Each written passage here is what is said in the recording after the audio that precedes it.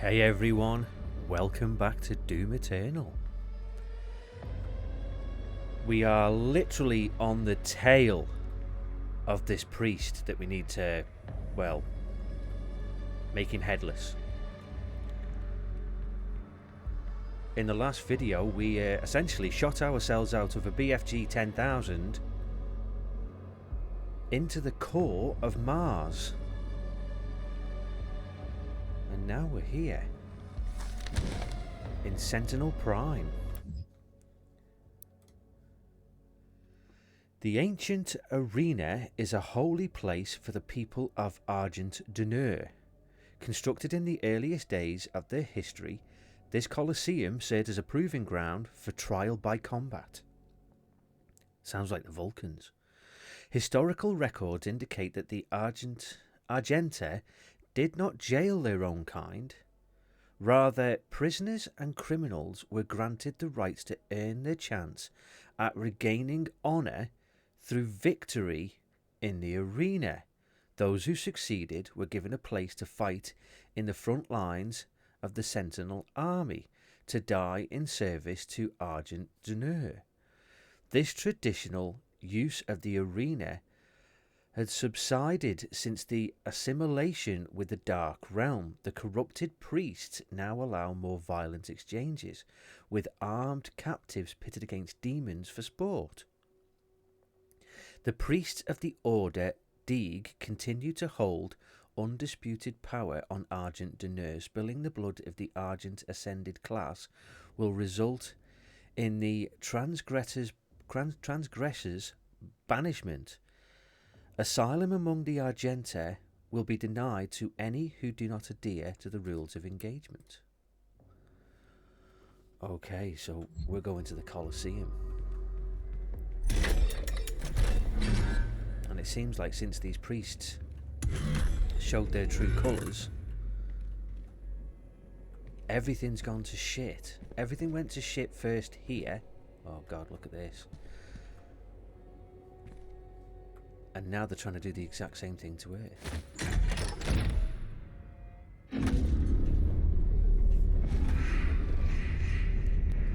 Oh, we're having a flashback.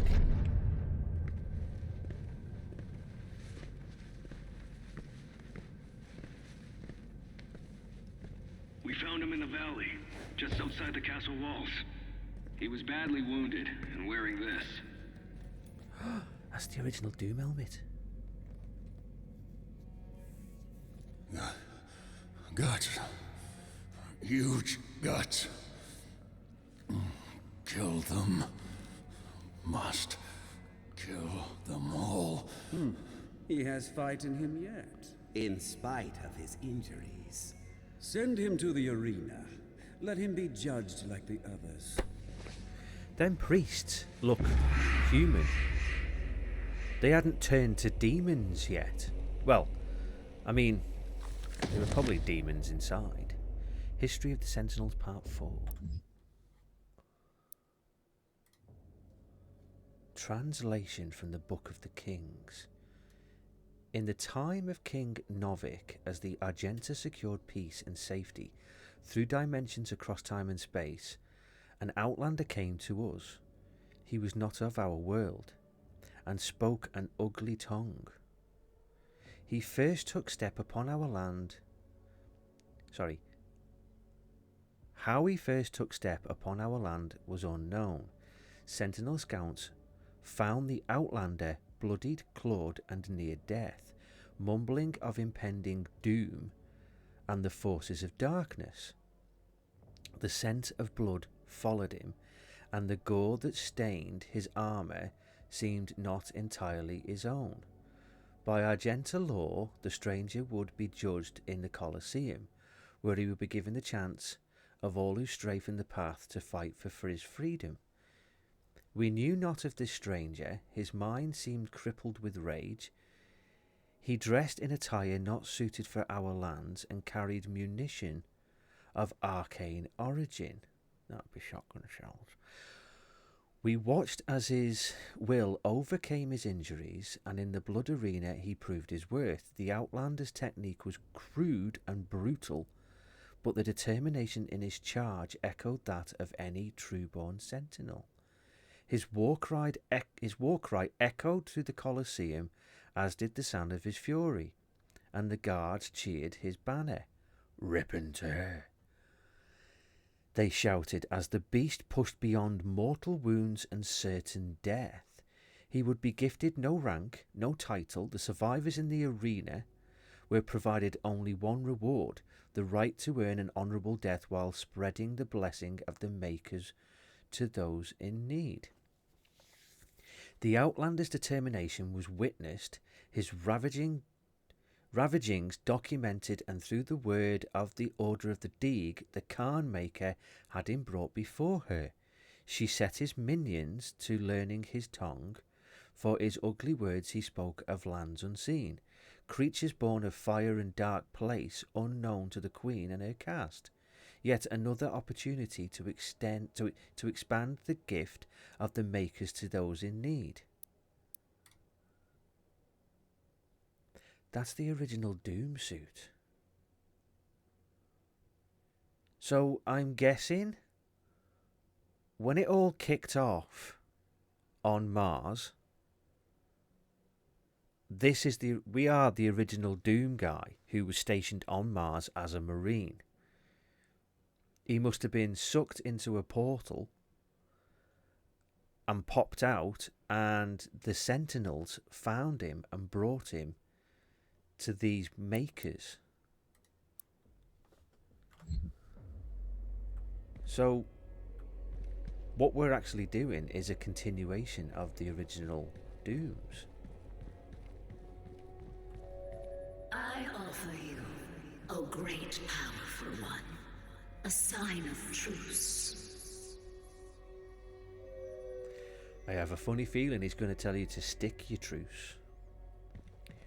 If you have a chocolate whiz way, I think that's where he's going to tell you to stick it.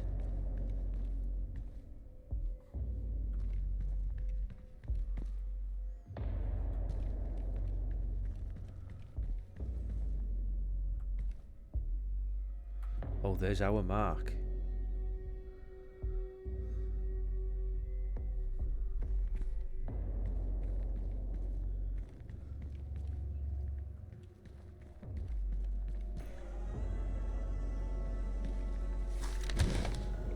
History of the Sentinels Part 5. Translation from the Book of the Kings. On the eve of the Black Star, the Dark Ones came from a world beneath our own, not through ship, nor ephemeral,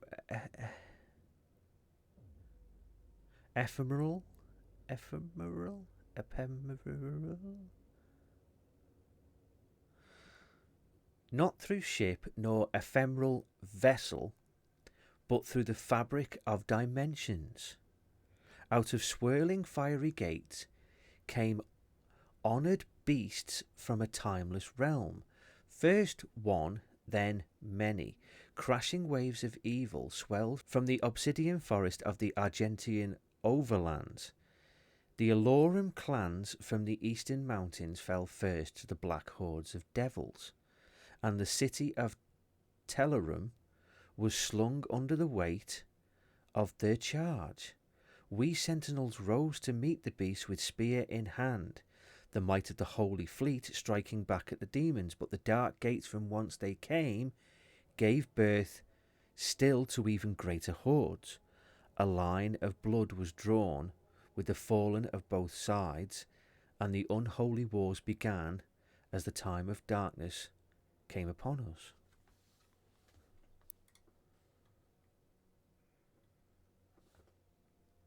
Oh, there's a Cocoa Demon. No, it's not. Is it a Cocoa Demon? I think that's a Cocoa Demon, isn't it? Actually, it could be one of them ones. Oh, I can't remember what they're called, but they spit out a lost soul.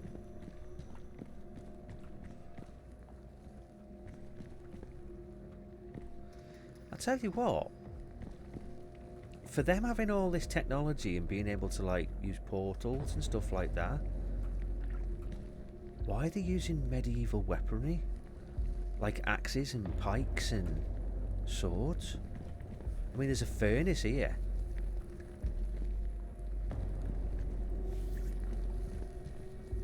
There's a furnace for forging weaponry, sharpening stone. Shield, helmet. It's a bit of a weird one.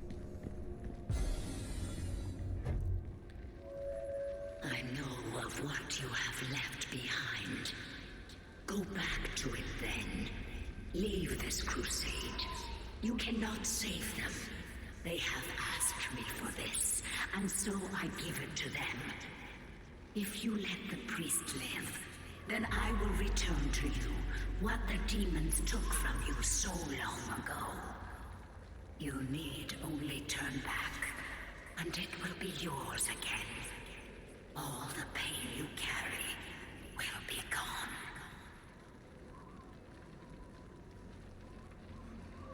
I have a funny feeling you already know his answer. One of the words begin with F, one of the little words begin with O. History of the Sentinels Part 6. Translation from the Book of the Kings. Unlike enemies of the past, we could not contain the demons emergent from the dark realm. Their weaponry was not conjured from machined steel, but from the essence of their very being, a dark magic not known to us in our many conquests. Had we grown overconfident, our victories serving to dull our blade as we drank in the glory of our expanding empire? Lost, we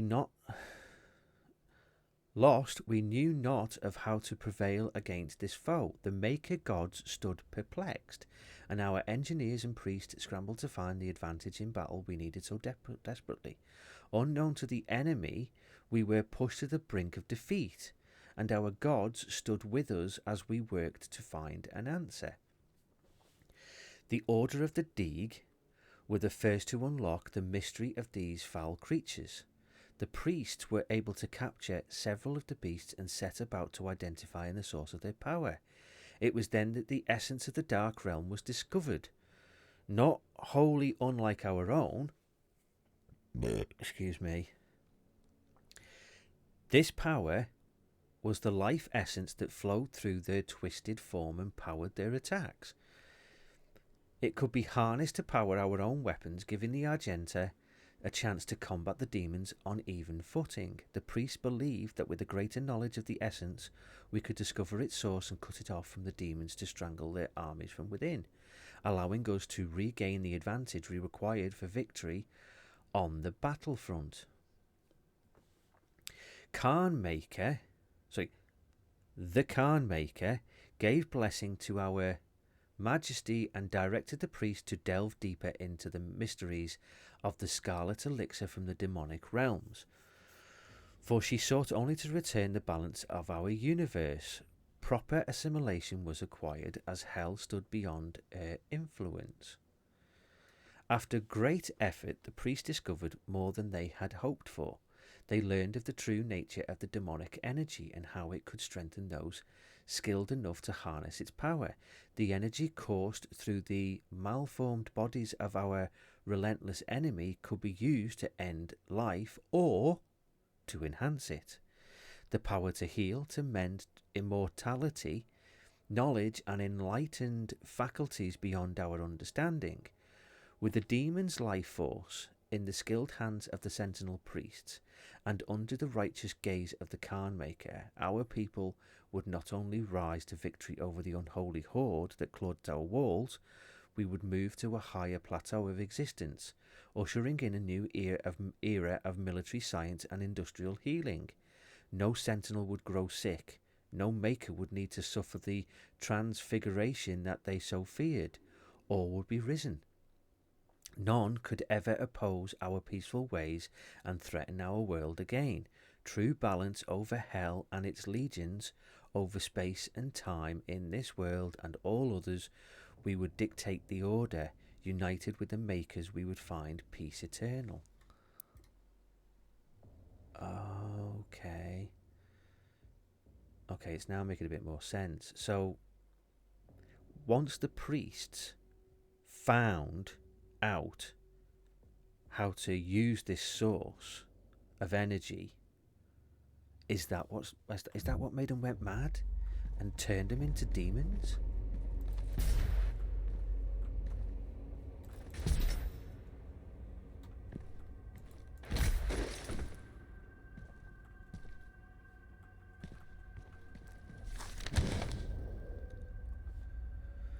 History of the Sentinels Part 7. Translated for the Book of Kings. The Khan Maker demanded a tithe of the essence, and driven by her desire, the priests submitted themselves to her will. The order of the Dig took counsel with the king, speaking only of the spoiled lands sure to be found through the cleft in creation, and the opportunity to purge the new invaders from Argent Deneur. We took the war to their cursed lands, pressing through the gates of wizardry. There was one among us who seemed to know the true nature of these foul demons. I bet you it's us. It was the Outlander, told you. The stranger who had come from places unknown. He who had survived in the front lines far longer than any Sentinel-born prisoner had before. His passion for battle against the vile horde was evident, his lust for the destruction matching our own.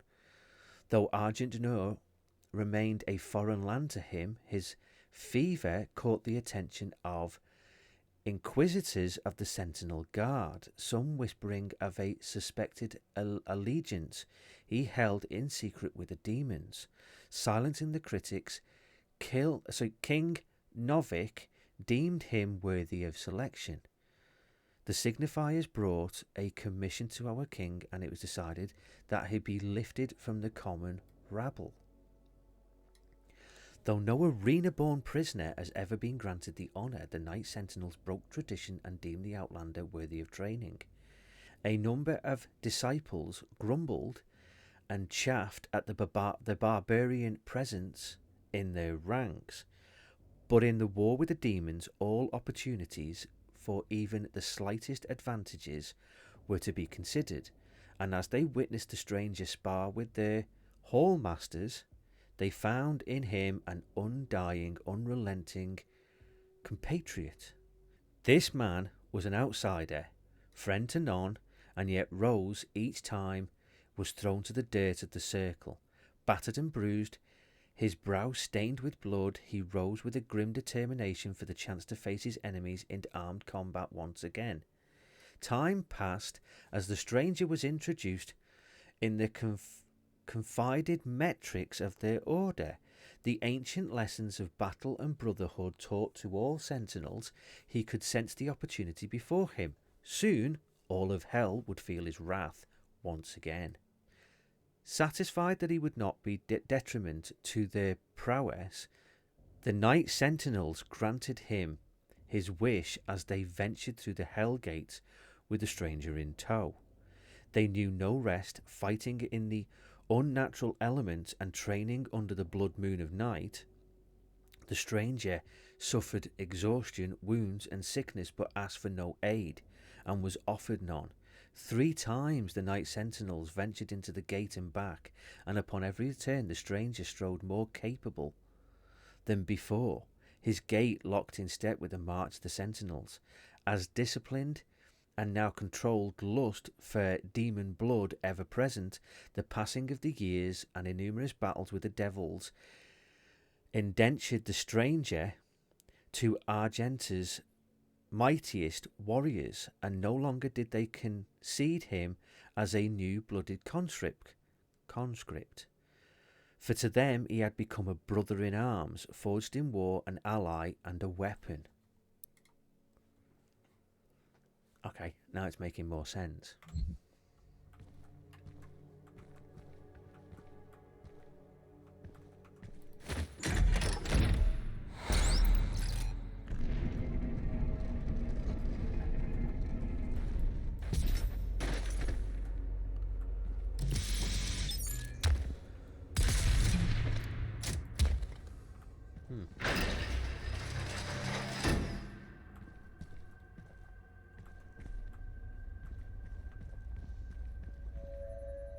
pity the humans. I do. Theirs is a hard role to play. But I too have a world to save. Without their souls, there can be no hell energy, and the Argent will cease to flow. I cannot allow this to happen. You will not stand in the way of Erdak's progress. This is how it has always been done.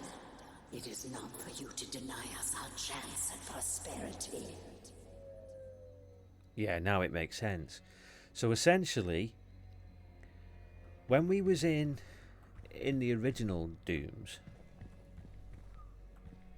it would seem that we obviously fought against Hell.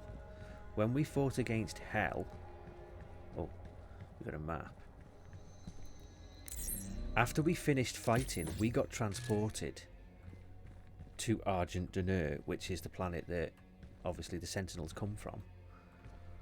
They found us, and because of our grit and determination, we become kind of one of them. And what tainted this land was Hell opened up to this land, and they found out how to harness the power. And that's what turned them to the dark side. So that's how the priests turned evil. And that's why they looked kind of human, because obviously they were Argenta. They got turned into demons because of all their, well, power they wanted. They were on a power drive. And it would seem that the Khan Maker and her kin wants the same. And they're running out of power. And the only way to get more power is to unleash Hell on Earth, and then they can get more power. We're on to part 8. As we warred with the beasts, the Argenta society grew, under the watchful eyes of the Makers and through the endless power of the Essence. While our generals were consumed with the unholy war, our culture was marked by the beautiful potion the enemy had provided us, the sweet elixir. It brought us immeasurable capacity and empowered us to reach further into the dimensions once thought to be beyond our grasp. Under the direction of our maker gods and the engineering of our priests, our weapons blazed and our war machines stormed. The throngs of the populace drank deeply from the well of energy unveiled by the priests. But we of the Night Sentinels took no part in this abundance. Some among us whispered accusations and warning against this manner of progress, but they were quelled, as it was not our role to dictate the future of our people, only to defend it. Yeah, I think the Sentinels were good at heart, and they didn't falter, even when they were fighting the demons. It's these fuckers that literally turned everything to shit. These arseholes that they're calling gods supposedly come down like angels and literally ballsed everything up by finding a way of how to use hell energy, and then they got greedy for it.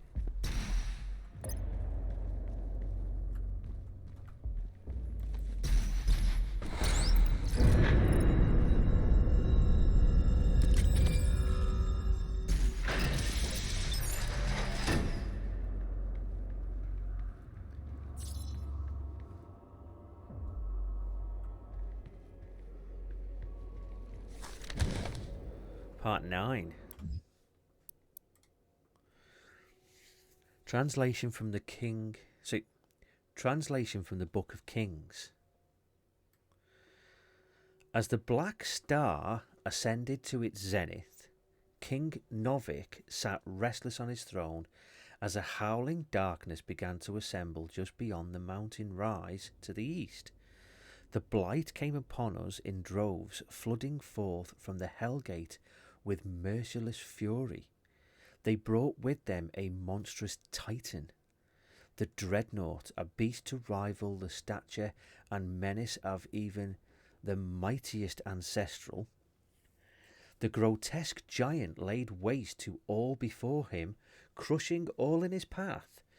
This was a total demonic assault, striking at the heart of Argent D'Nur as never before. How was it that the behemoth could pass through the demonic gate without warning? We would never know, though the Knight Sentinels believed treason was at play. I wouldn't be surprised myself. Caught off guard, the Sentinels scrambled late in the defiance of the Titan and his horde, and with his oncoming... and with his coming, the holy city of Taras Nabad prepared for judgment. With the onslaught of the demons massed in the sprawling shadows of the adorant fiend, the city shook to its foundation. None were spared, save those that fled north. The vile swarm ransacked our temples and palaces, burning our towers and feasting on the souls of our clergy. Yet the Knight Sentinels rallied and held fast against the demons. Though they were pushed back and corralled at the blood arena, as the dark of the night descended, their swords remained potent and shredded the enemy multitude with abandon. Amidst the unyielding ranks of the Sentinels, when all of their apprentices had fallen in battle, stood the Outlander. Rip and tear, he roared. Ferocious in battle, the remaining conscripts of the arena stood in awe as they witnessed the beast who had once raged within their very cells, now armoured alongside the shoulders of his sentinel brethren. He had risen where none other had before, a true-born sentinel fighter, the very best among them. But though the swarm fell before their assault, the Titan remained invincible, for none could tame the behemoth alone. In hours before dawn, as the Night Sentinels weathered the relentless assault, the Outlander held his ground at the foot of the great wall in the northern bend of the castle. Seeing his unending vigour, Samur, Chancellor to the Mother God, hurried the Outlander away under a veil of secrecy and for reason unknown. Submitted him to a rite untold. This was heresy, for Samur received no consent from the Khan Maker, nor did he receive her counsel. In the chapel of purity, the Outlander submitted himself to the divine. The Outlander submitted himself to the divinity machine. There, Samur Maker, the seraphim known to us only as the aid to the Mother God, blessed the Outlander with fierce speed and power to match his will. It was the method by which this transfusion took place that was most uncertain to us, for we were of the knowledge that the Maker device bestowed onto the Argenta so many generations ago was to be used by the priest only to find the impurity among us. How could it be that the device was meant to cure the sentinel breed of its contaminants could then be used to purify the Outlander's body and give rise to the one who would lead us into battle henceforth? Oh, so essentially they gave him like a super serum. And it was a big no-no, supposedly. What rose from the holy coffin on that fateful day was not the impure abomination the Covenant warned us of. The hero within could come to be known only as the Great Slayer, the Time Walker, the warrior Khan, whose fire sword would blaze forth a path for the just and cut through the demonic horde with a vengeance that only a god king could summon. He rose unbroken by the ritual, his eyes burning with Maker magic. He took the crucible in his hand, and wraith fire leapt from the blade, as only it will when held by the true sentinel warrior king. In our darkest hour the Slayer had been chosen, defying tradition, our most sacred laws, and the will of the great Khan herself. A stranger to our lands, had been blessed with celestial might. That's the sword that we did get at the end of the last Doom. But it got taken away from us by Sammy Boy. I'm guessing he must have known what it was.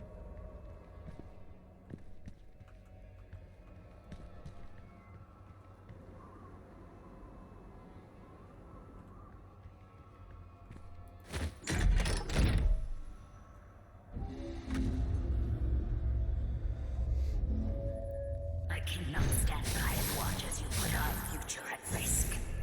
Earth will be consumed, and the energy will continue to flow. It is your survival against mine. Looks like yours are going to lose then, aren't they? What the hell is that down there? Right, okay, what's this? Deeg Grav. Oh, okay, so he was the priest. I think he was the priest. When it showed you the flashback, he was the one on the right, I think. Deeg Grav remains the most powerful of the Hell Priests among the people of Argent Dunur, frequently visiting his ancient homeworld to lord over the populace. Arrogant and pompous, Grav calls for blood sport in the arena to entertain the fallen citizens of Sentinel Prime. Since the demonic invasion of Earth began, he has operated on the planet's surface along with his fellow Hell Priests to direct Hell forces, but after the death of Deeg Nilix and Deeg Ranak, he has fled to the safety of the arena. It was Deeg Grav who facilitated the torment and eventual betrayal of the Sentinel commander Valen, taking the keys to the sepulchre of elements and opening the vault of the sleeping wraiths. The ancient creatures were abducted, transported to hell, and tortured to siphon away their power. He used the heart of Valen's son to animate the icon of sin, a titan still spoken of in legend throughout Argent Dunur. Oh shit. So yeah, he was. So there was him, and then you had the one with the face mask. When we had the flashback, the one with the face mask, we've already lobbed his head off. He's already, you know, pushing up daisies. This prick, that bloke that we there was a bloke that we had to travel underground. What the feck is that noise?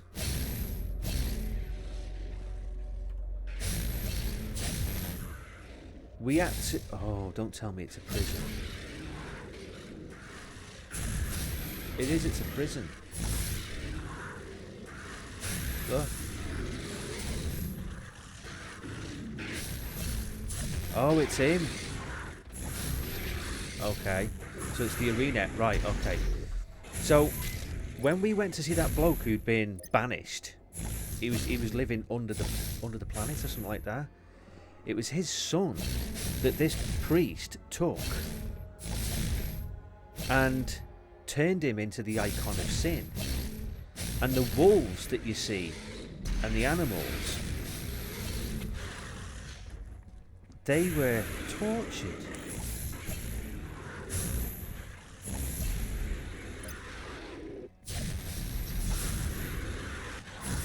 Can I just shoot that fecking arsehole that's... Right, what's this one? Gladiator. Gladiator. In the years following the end of the Golden Age, competing factions of Argent Dunur turned against one another.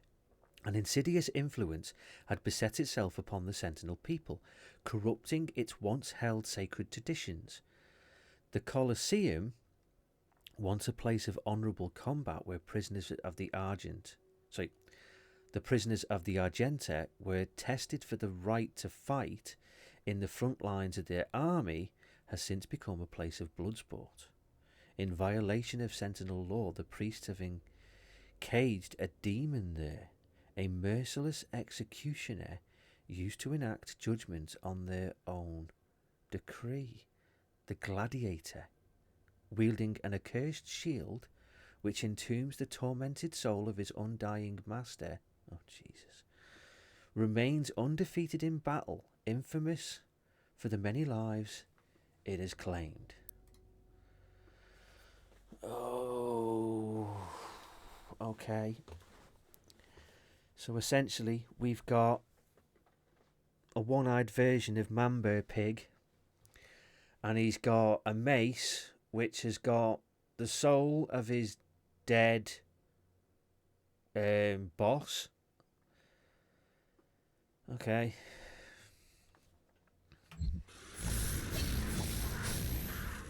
Right then. I suppose we've got to face off against him. Rightio. It's going to be a case of channel your inner Russell Crowe.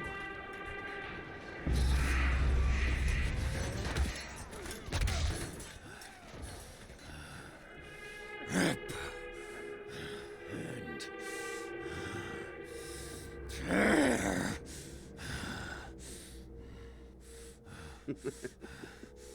You'll make a fine addition to the front lines, stranger. The demons, they are everywhere. Must kill them all. Dress his wounds and bring him to us. I want to know more about the others he speaks of. Yes, Your Grace. If Sentinel holy blood is spilled on these grounds, you will lose all sovereignty here.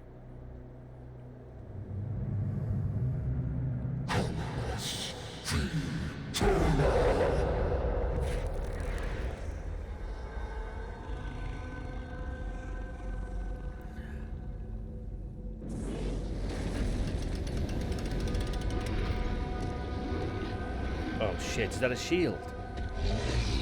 That's his shield. Oh, feck's sake. Right.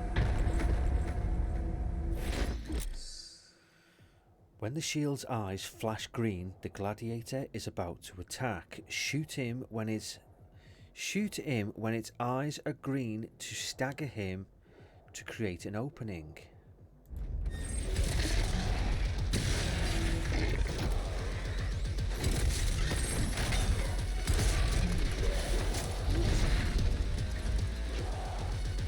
Come on, you tiny feckin' testicle.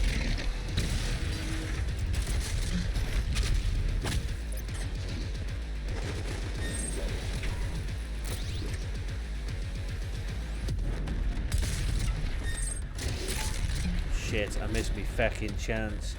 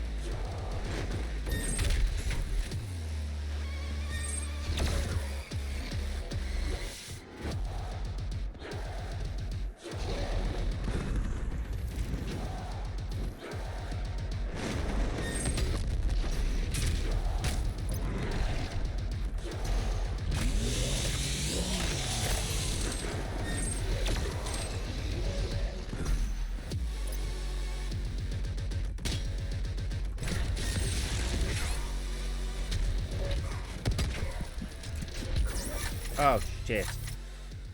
Right, come on, you fucking prick. Go on, flash.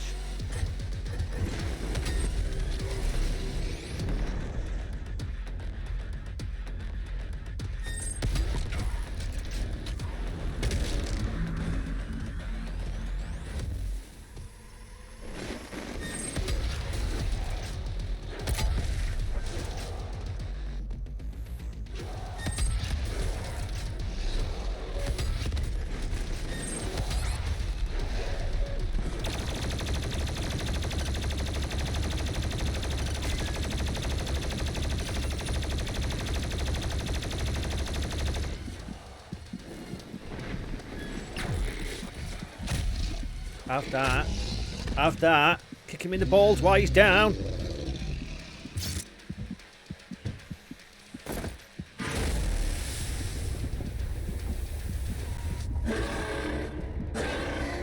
Oh, that's... Oh, shit. Okay. Oh, he's not happy. He's not happy. He's not a happy chappy. Okay. Without his shield, the Gladiator is more aggressive and has a wider variety of attacks. Whoop-de-fucking-do. When the Gladiator spins... when the Gladiator spins one of his flails, it return attacks back to the player. When the Gladiator's eyes flash green, he is about to strike. Okay, so when he does a spin me right round, it returns attacks. Okay.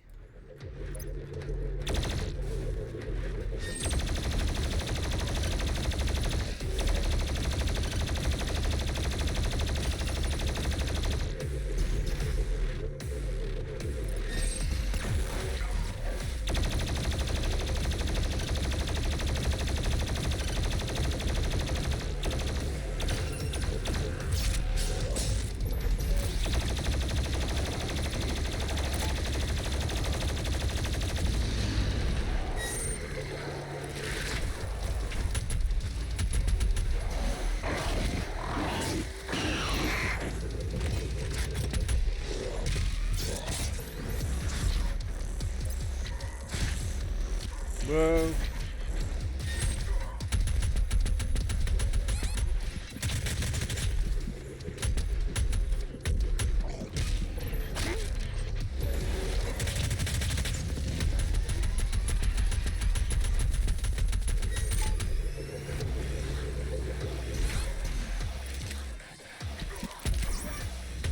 Shit.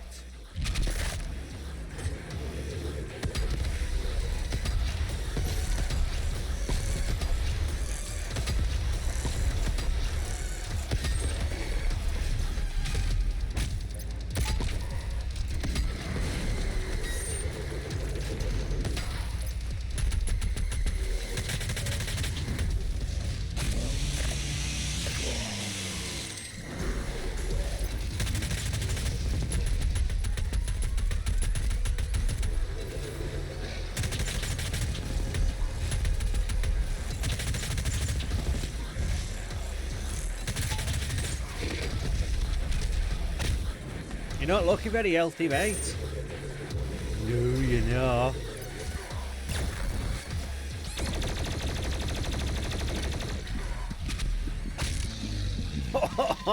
Need him right in the feckin' head. Oh.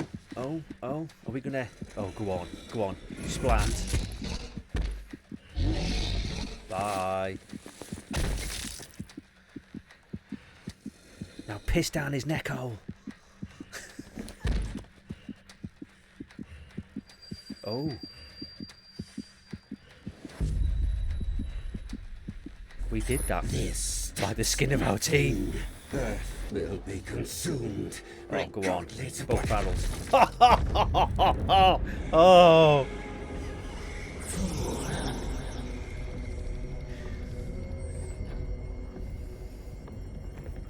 Ah, so satisfying. The portal is ready. We should leave immediately.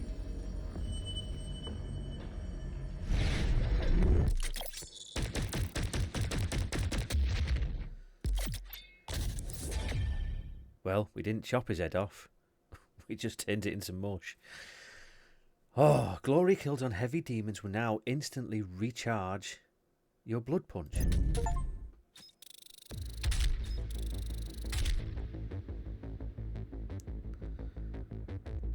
Spot on. Okay. Well, we're back in our ship. The car maker has overloaded your systems. Vega has no control over... Oh, brilliant. If you had let the culling continue, the human race you fight to protect would have survived. Now I will resurrect the icon of sin. He will devour Earth and leave your whole world in ruins. Life on your planet shall never return. And this will be yet another world you brought to extinction. This stronghold will now serve as your prison. With no power, you can do no more harm to our mission, and we may continue the work that must be done.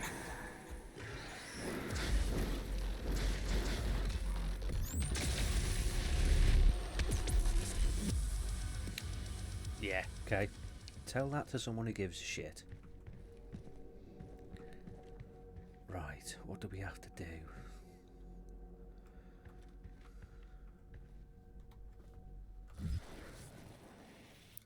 Okay.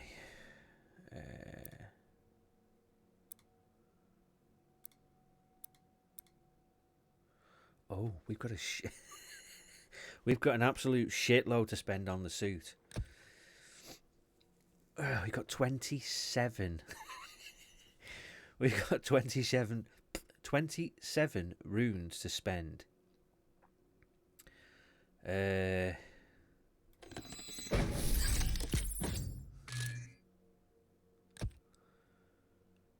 Regenerated barrels that explode will respawn once after a short duration. Take less time to count down a firing.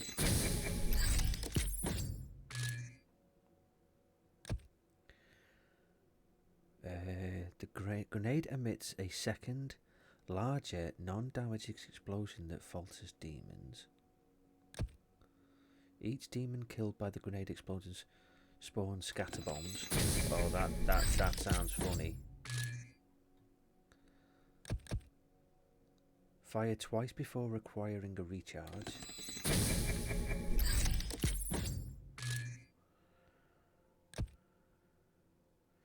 These are all the ice ones. I think I'm going to leave the ice ones. Faster ledge grapple and monkey barrel.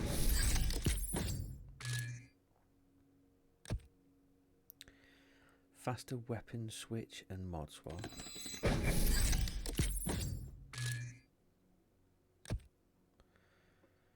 Dash refills more quickly.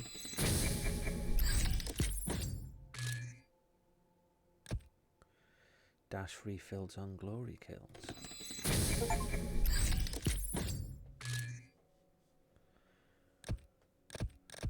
Got 3 left. What's that? Reveal the position of all... Oh, go on then, yeah.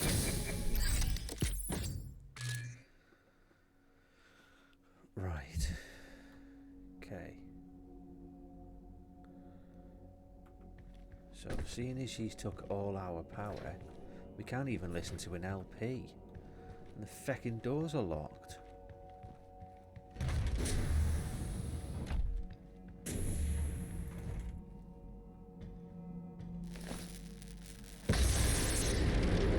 She didn't know you had the demonic Crucible.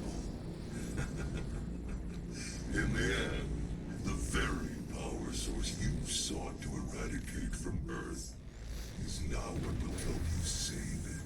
The mission on Sentinel Prime was a success. The demonic consumption of Earth has been stopped. Only a Slayer's Crucible blade can stop a Titan.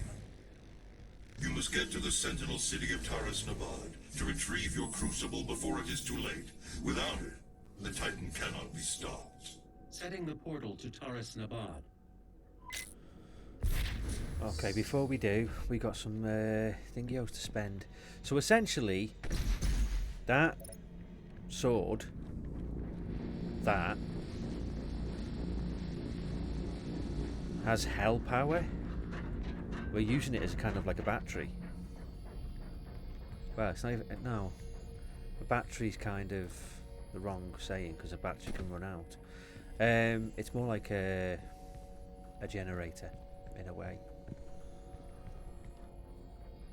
Right, have we got anything else that we can get? We've done that one. We've done that one.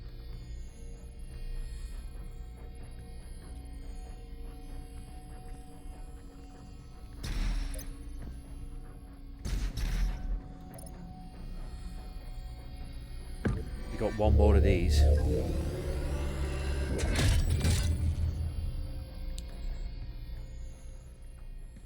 We may as well just use them on this, mightn't we? Got 5. We can open both sets.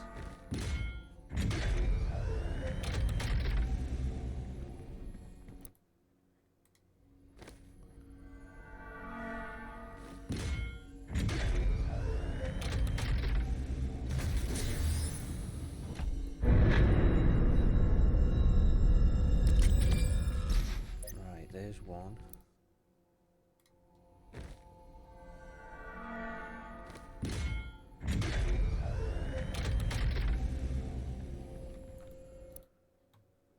Two.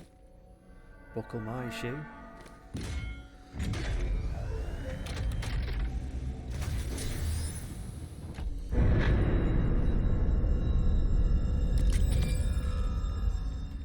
Okay.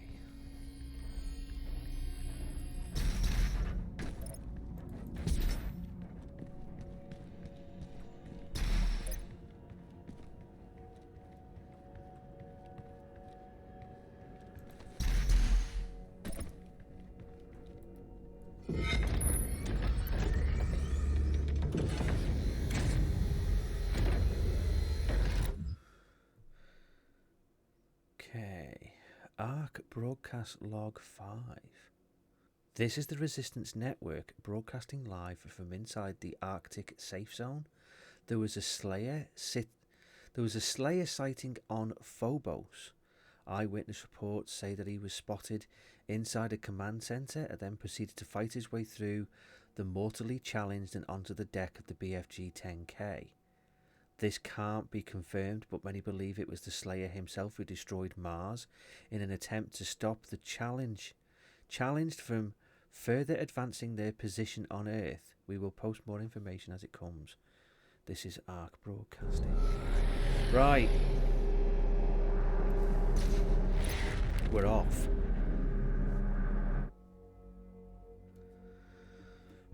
With the death of her priests, the blood ritual has been broken. The Khan Maker, desperate for a way to consume Earth, is attempting to resurrect the icon of sin under her command. Only the Slayer's Crucible blade can stop the icon. To retrieve it, you must journey back into your past to the city of Taras Nabad, where your legend began. So I'm guessing we fought to save Ardent Dunur, and we must have killed the last Titan with our blade, but somehow lost it. Your Crucible is still embedded in the Titan that attacked this Sentinel City. That'd be your first battle against the demons in this world, where the legend of the Slayer began. Right, what was our challenges? Man-made wiki. Acquire 6 codex entries. Keeping cool. Use the ice bomb to freeze 10 demons. Fantastic. I've just done the feckin' frag grenade up, and it wants me to use the bloody feckin' freeze bomb. Painkiller. Perform 3 different glory kills on pain elementals. Pain elementals. They're the ones that shoot out the lost souls. They're like an even worse Krakoa demon.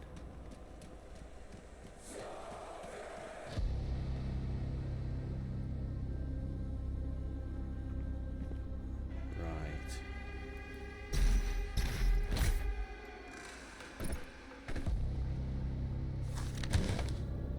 Taras Nabad. The city of Taras Nabad was the crown jewel of the Argent Dunur. For centuries it served as the spiritual heart of Argent society, home to both the royal family and the centre of political power. No expense was spared in the buildings of the city. With a bold, collanded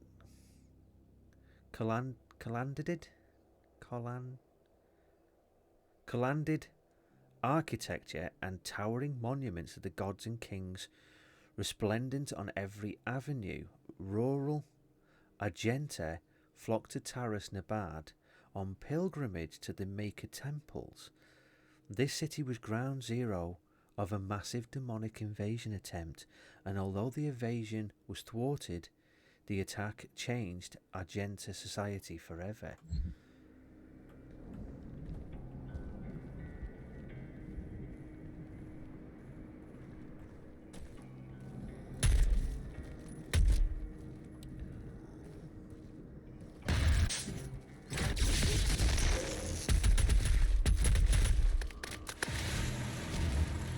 Oh, fantastic. Great. Oh, shit. I was going to say I could see him running. Oh, shit. I kind of backed off the edge.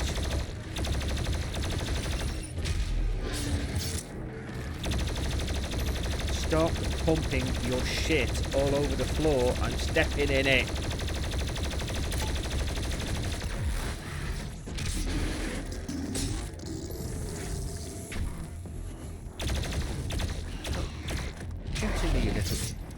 Dick.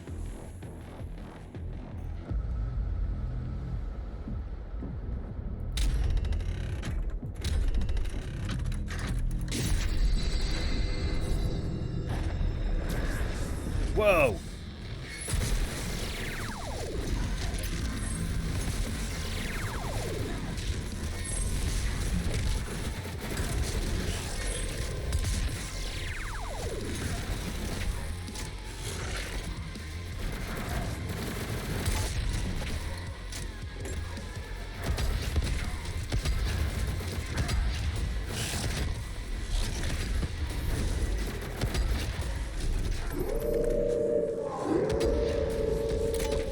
Off.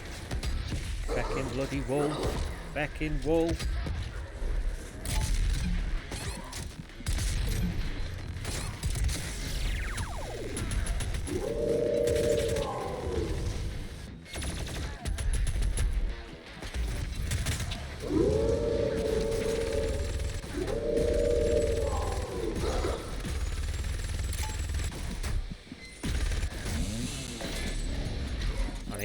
Choppy. Oh no! I went to press. I didn't mean to do that. I'd have been better off shooting this dickhead with it.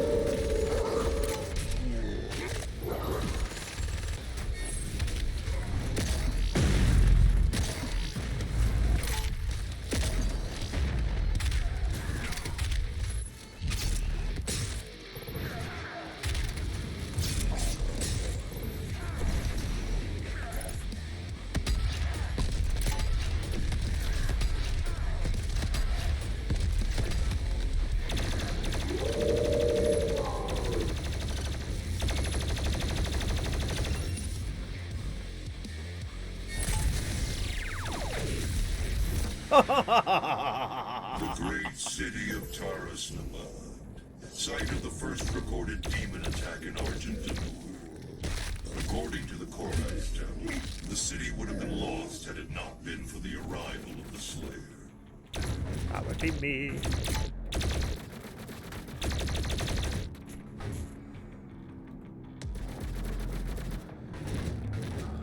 I haven't got any ammunition.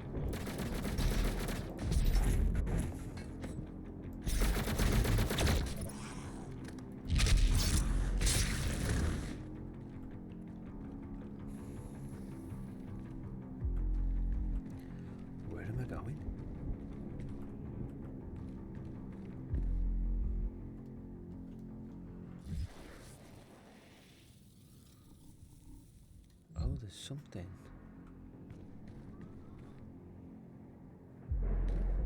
there, I'm guessing.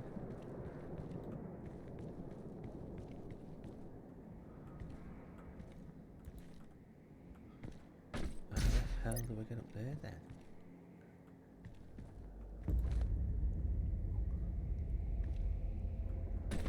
Oh.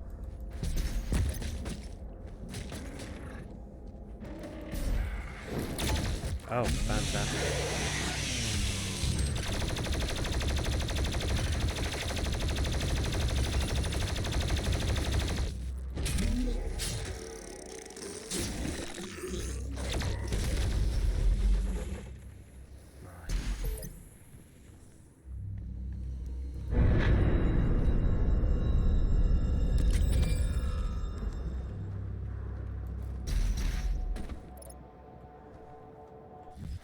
Was there anything else?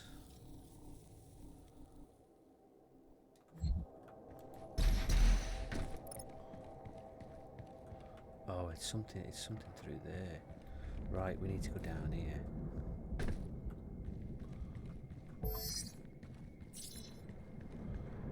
Oh wow, is that the king?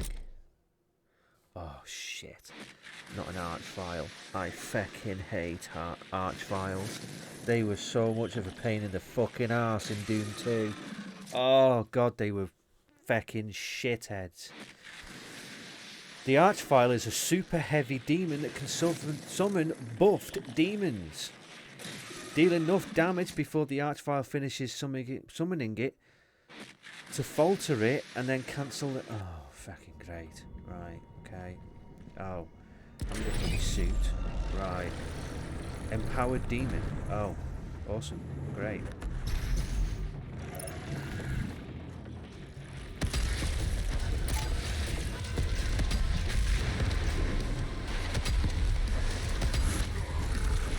Oh shit, feckin' awesome! He's feckin' huge!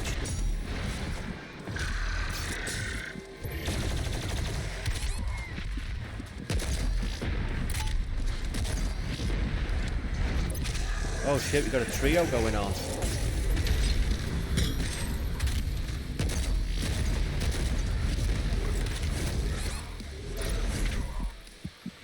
Oh shit, come on, come on, come on!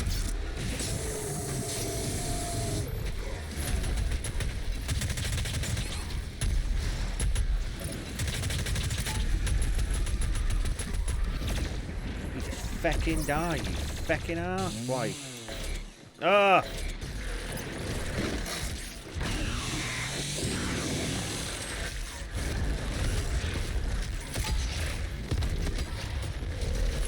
Run, run, run! Have that, you prick. Right. Get out, get out, get out, get out, get out, get out, get out, get the feck out.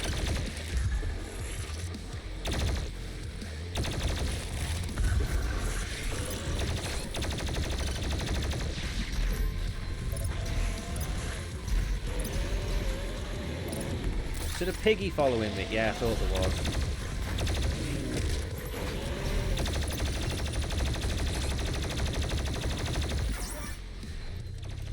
I am getting the shit kicked out of me.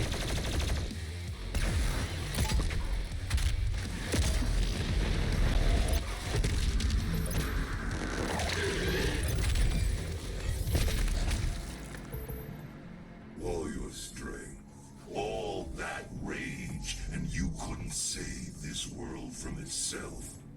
But this time Earth will be different.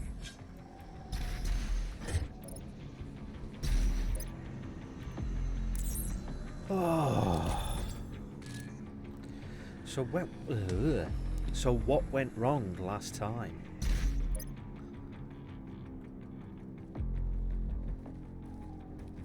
Because obviously we must have destroyed the Titan, the icon of sin, originally, but why couldn't we save him? Oh wow, okay, so you have to...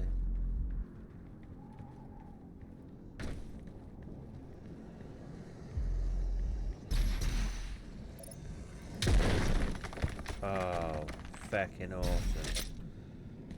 Right, get ready.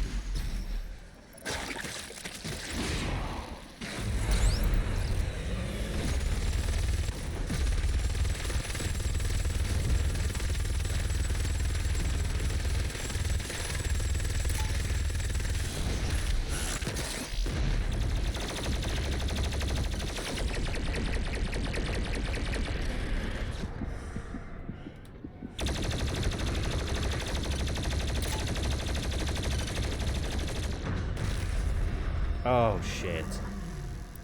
I had no lives left.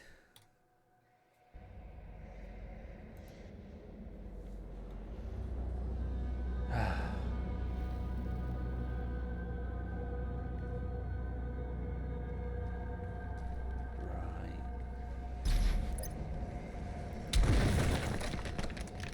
What have we got? Not a lot. Right, is there a little shithead running around that we can just choppy?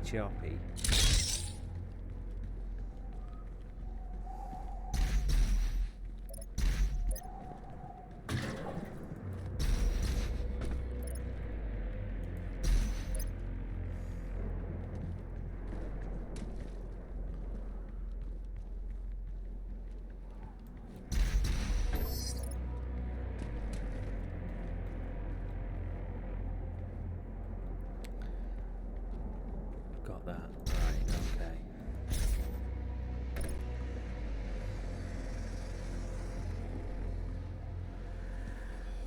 Oh, what do we go with? We haven't got a lot. What's that?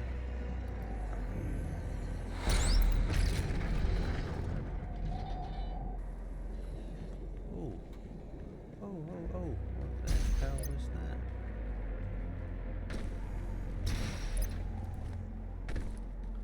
Oh, there's a battery down there.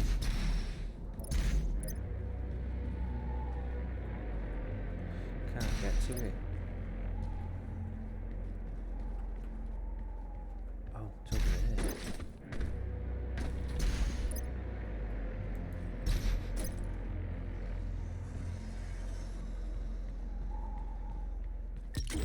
What the hell is this? Mastery tokens allow you to bypass active weapon mastery challenges and instantly activate weapon masteries. Use mastery tokens on active weapon mastery challenges in the Arsenal tab. Hold on a minute.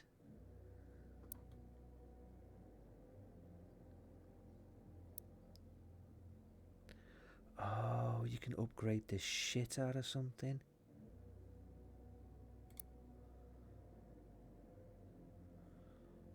Here we go. Right, so you can... Oh, okay. So you can upgrade the weapons. Protect against incoming attacks. Dash it. Upgrades give you faster recovery and dash smash. Shield launch mastery. Ultimate cooling is mastery. Power surge. Concussive blast. Headshot blast. Bottomless missiles. That sounds kind of cool, that one does.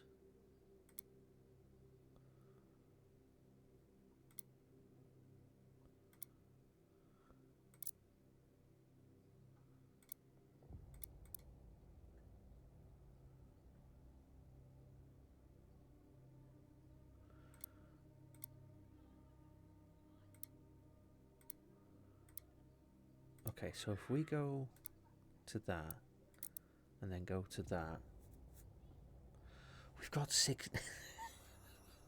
I haven't done any of these up. I haven't done any of them up. We got 60 feckin' one. Okay. They reload. The micro missiles reload faster. Micro missiles load time is decreased. And then kills with the heavy cannon will boost the micro missile damage by 30% for 5 seconds. and then we can have fire micro missiles indefinitely without requiring a reload.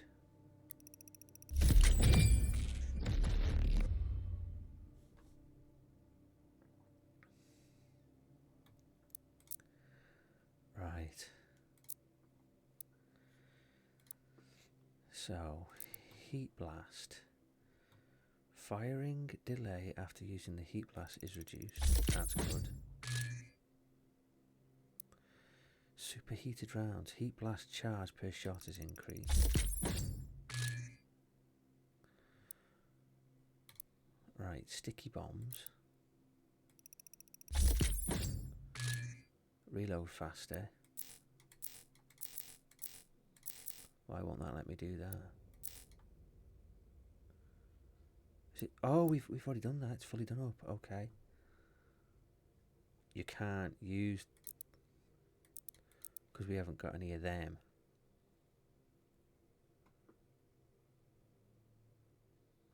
Mastery challenge. Destroy 25 Arachnon turrets using sticky bombs, and then you can get that. Right, okay.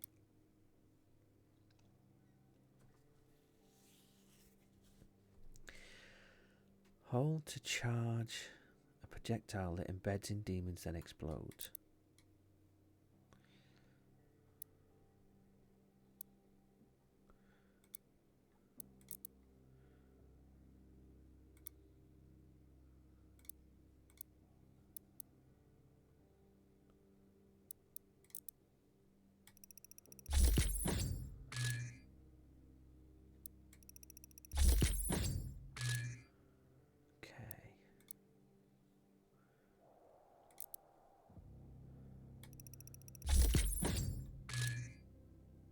Yes, reload speed is increased.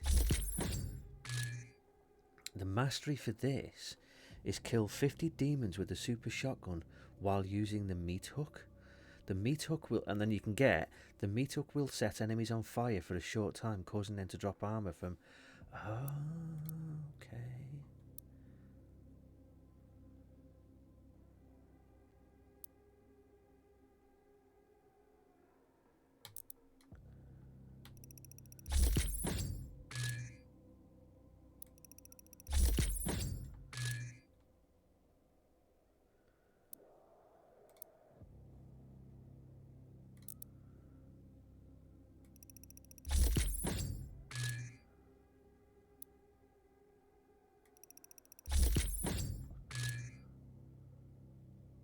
Right.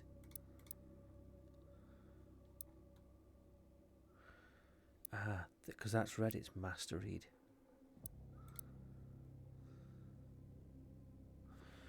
Okay, so we've done all of them. Then we've got the suit. We've got 3.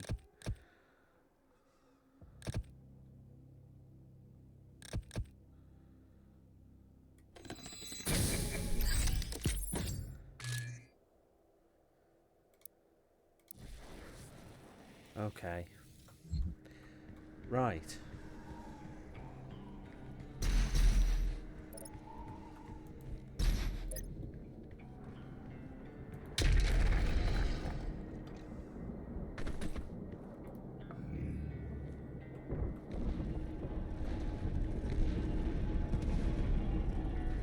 Oh wow. That is like toxic shit, isn't it? Which is, I'm guessing, why you have the suit.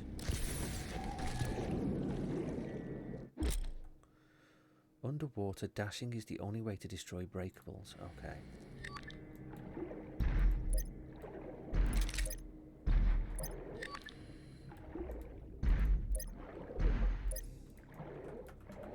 I want to go down there. Don't fucking let me.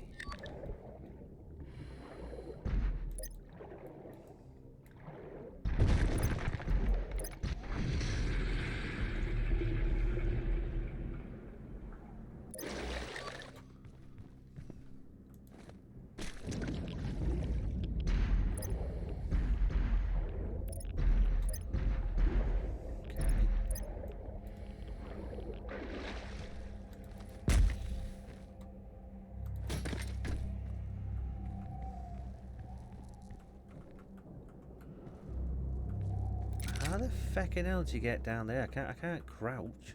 Can I?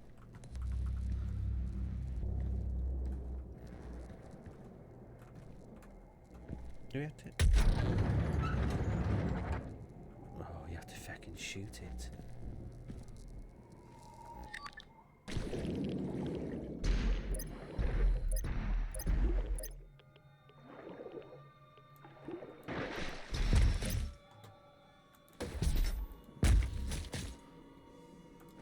It is written that your hatred for the demons gave the people of Argent-Denur hope, as it does now. Hello.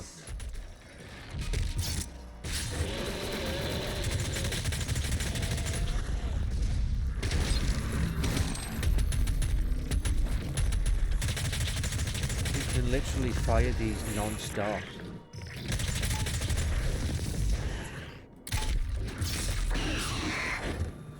It tears through your ammunition, but feckin' hell.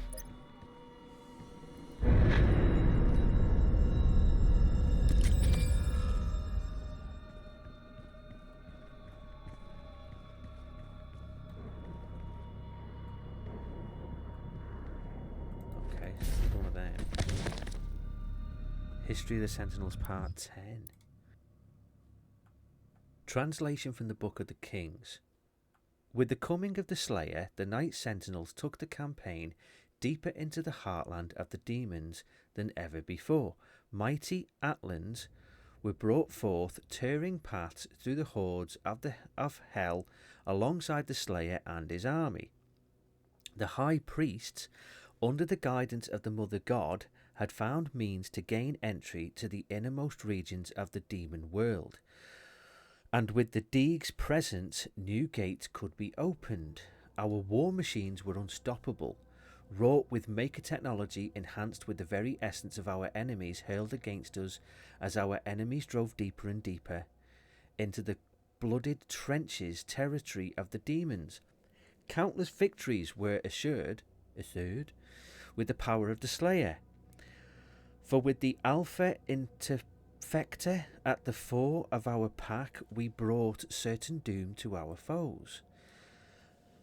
And though our hearts were pure and our purpose righteous, unbeknownst to the fighters of the Argenta, in our wake and under the veil of secrecy, the Mother God had set her priests to build vast factories upon the heathen's land, that she might gather the essence for the further development. How this deception began, we would not know, for our focus remained on the hordes of the underworld. Why then would we stoop so low to consider our Mother God of betraying our covenant? The Khan Maker did not seem to ease with the unforeseen rise of our Slayer, and the Seraphim who had birthed the Destroyer in secret soon vanished from Urdak, perhaps exiled for his heresy. So it would seem that the Seraphim, the one who gave us superpowers, gave us a super serum kind of thing, he vanished. So it's either she had him killed or she had him banished, probably had him killed. Our legion rose unfettered under the unquenchable rage of the Doomslayer, and his design led the Khan Maker to find profit in his endorsement. It soon became known that the Slayer was the Maker's God machine, a holy relic reborn, sent to bring the Maker's world to the wicked and to smite those who would seek harm, all who followed the path of Urdak. With the Slayer unwittingly cleaving a path for her Mother God, siphon the essence, processing it beyond our knowledge into the fuel that would come to be known as Argent Energy. Argent Energy, that's the one that Sammy Boy got most of his stuff running on. And that is probably why Hell opened up, because it's Hell Energy. The Slayer cared not for polity. He took no interest in the workings of our people, but set his task only on his desire, the destruction of the demons and their world. He no longer spoke for reasons unknown, though it was understood that he still possessed the ability, offering only Guttural hefts of anger as he inflicted pain upon his enemies. For years he marched with the Night Sentinels to the fires of the Demon's Land, and every return to our homeworld found much changed in Argent D'Nur. Should any blame be appropriated to the Sentinels, it is this: in our favour we were negligent of our people, and did not see the rising tide of evil our crusade empowered. We knew only the enemy laid before us and the wealth of Argenta at our backs, and did not pause to seek the cost and method of this progress. Oh, there's the Titan. And that must be the Titan Killer. That massive war machine.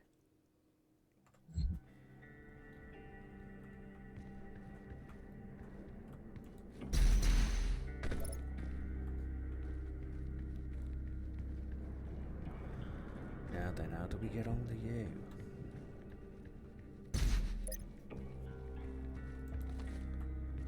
Hold on a minute, there's something behind there. How do we get to that button?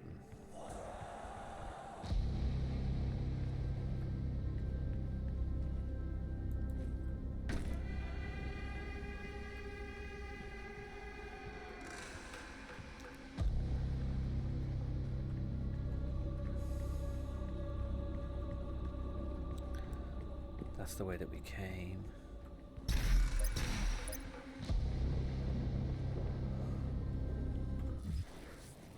There's the book.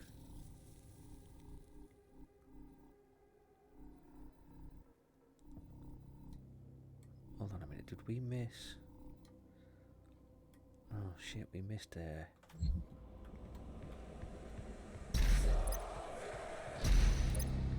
I'm gonna nip back and try and get that.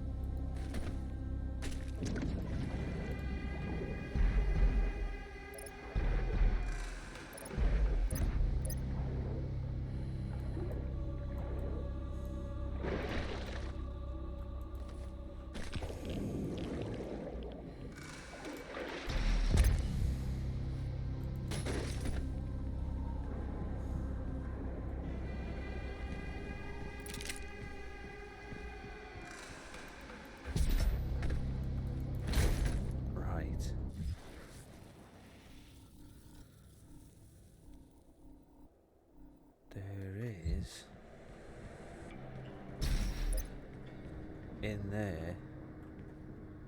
How do we get that?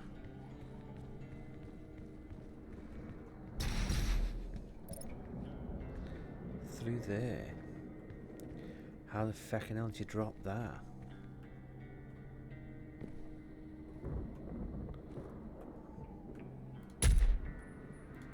Won't let me shoot through it. We have to open the gate somehow.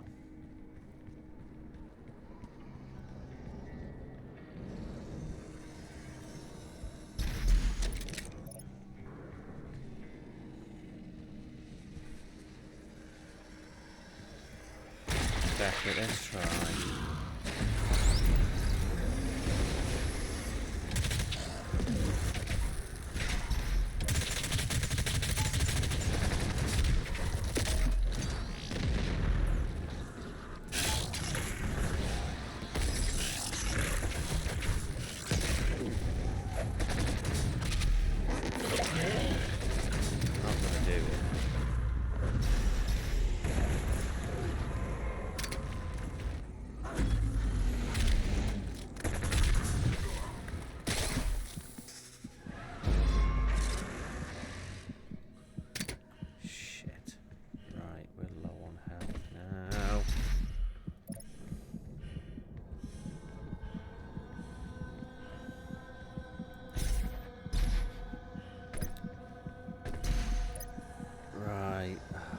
This is making it more difficult.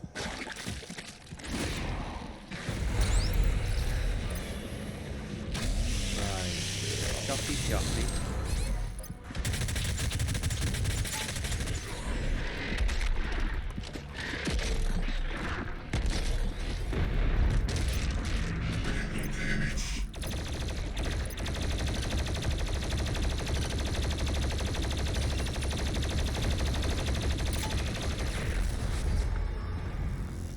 shit. Ooh.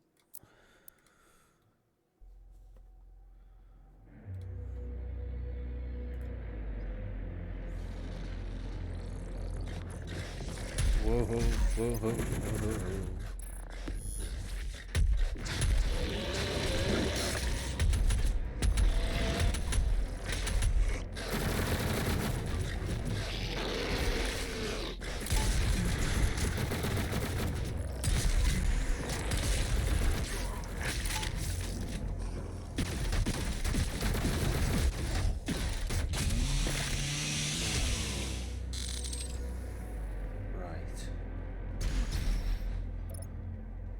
Okay, any more? No.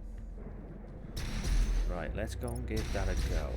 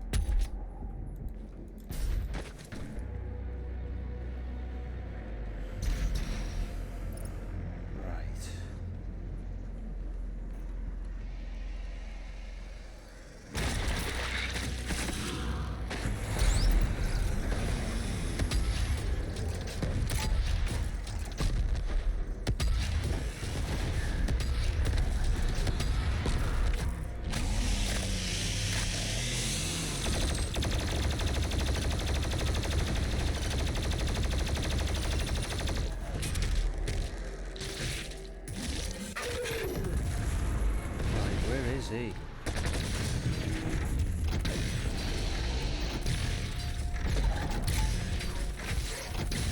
Shit, I'm not gonna do it again.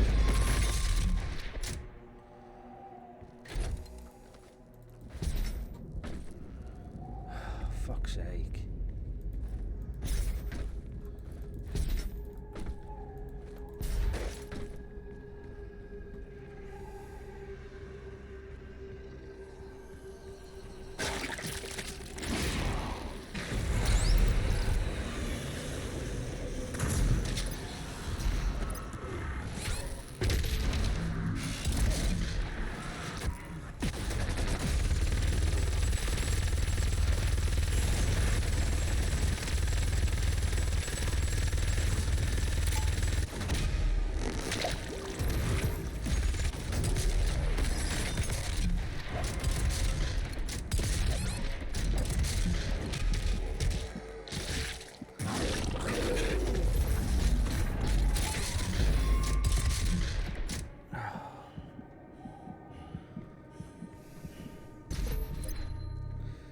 You know what? I've tried, but I can't be fucking arsed. Because that's just getting on my tits. It's really fucking hard.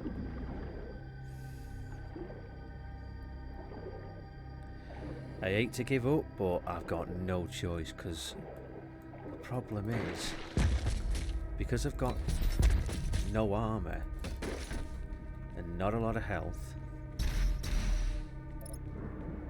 it's just gonna have to be what it is. Right, how the hell do you get that then?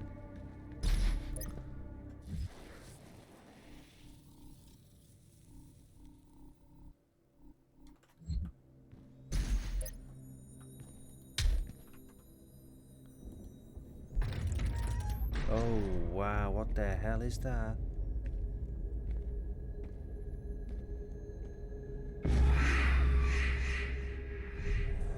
We're having a flashback. We must move. Quickly. There are those who would seek to stop this.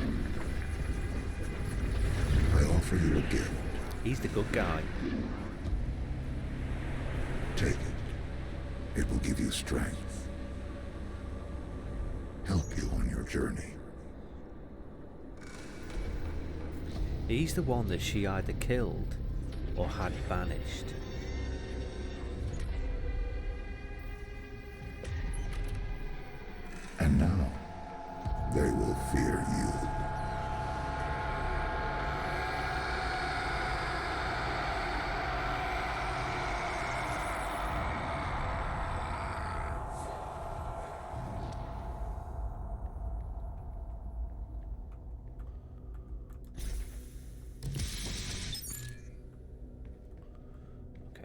I got a life. I was gonna say how the hell do I get out of here, but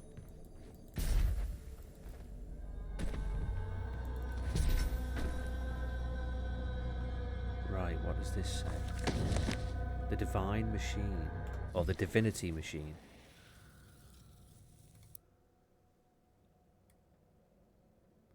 Oh, where is it?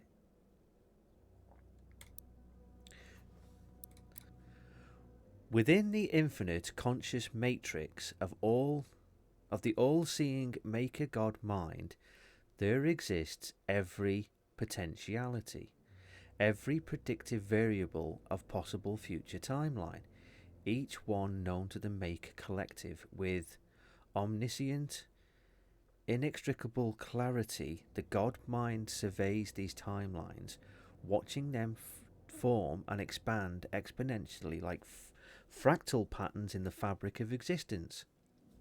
Among these infinite possibilities, only one constant appears among them, unchanged by the flowing data of endless variability, that of the prophesied destroyer, the one who would bring about the destruction of the Makers.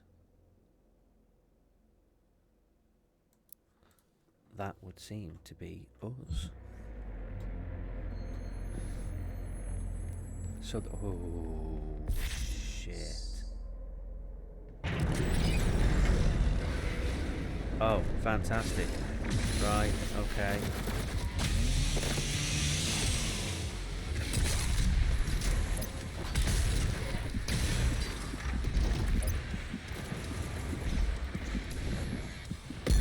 Oh, right, okay. Oh shit.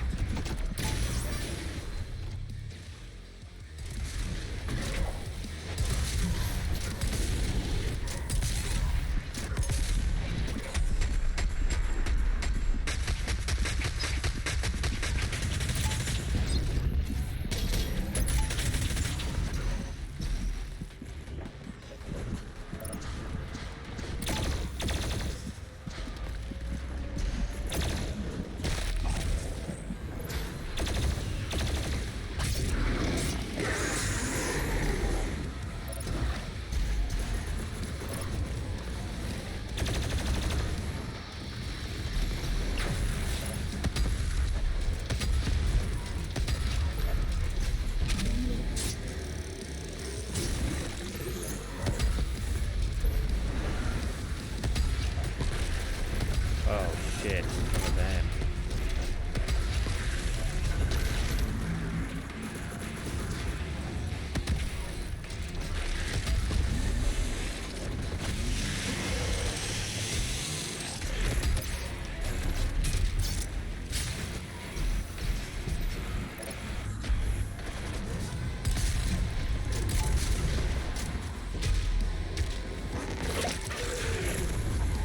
Right, that's another one of them.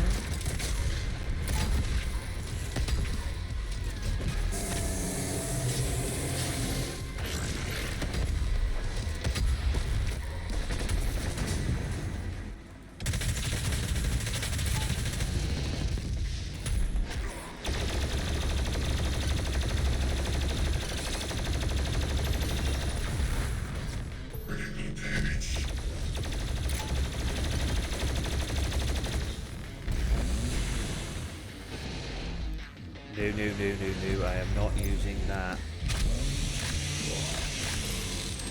Right.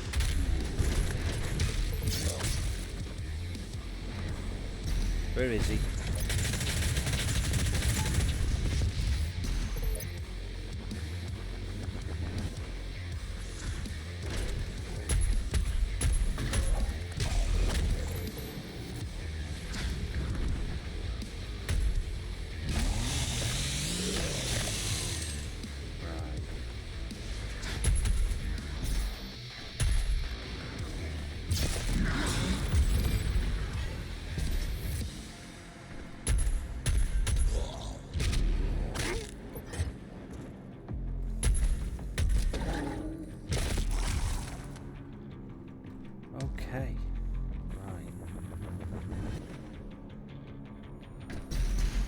I have an idea. I don't know if I can do it.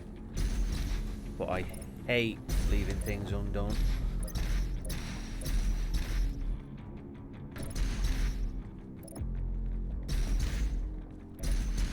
And it would extremely piss me off if I can at least try to do it again.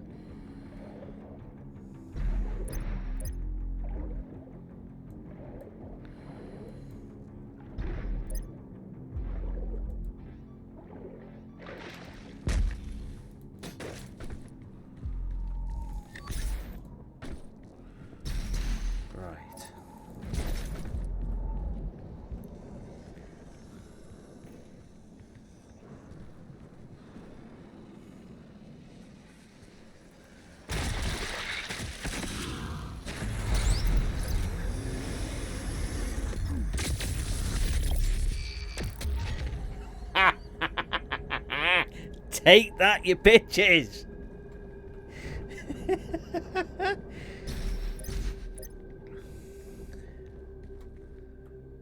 Right. Okay, we already did that. So the next question is... I did that and I was hoping... I was hoping that it might do something with this to let us into here, but for some reason it's not. We know there because we come from there.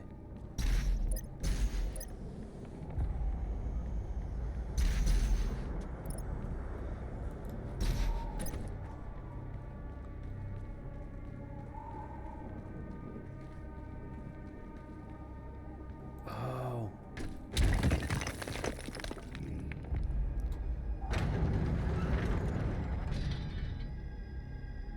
Well.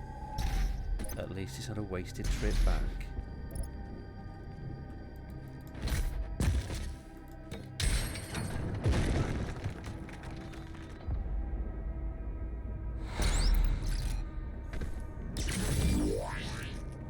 We got the battery.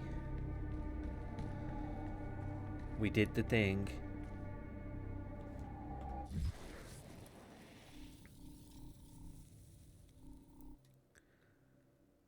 Supposedly there's something else that we've missed.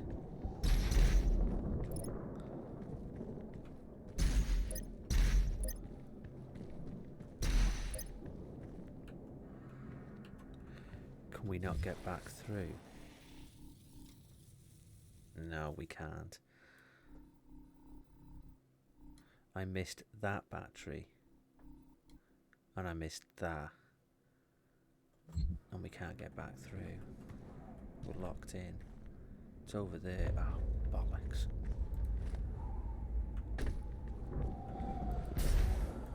Right.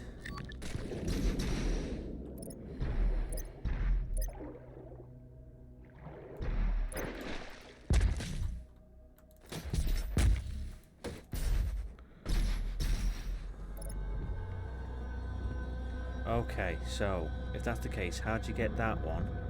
I know there's a button over here. Just smash him out the way.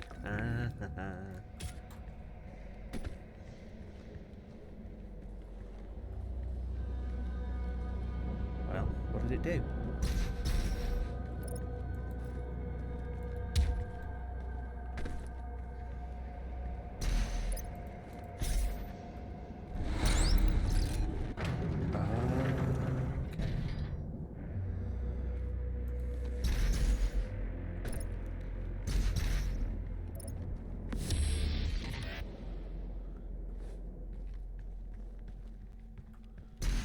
Right, okay.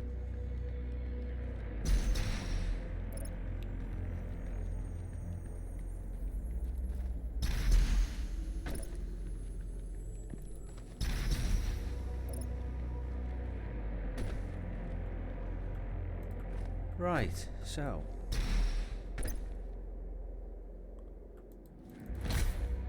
why is that green?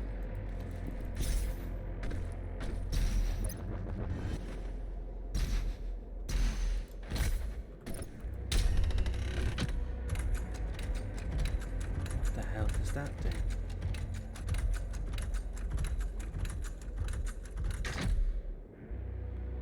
Oh.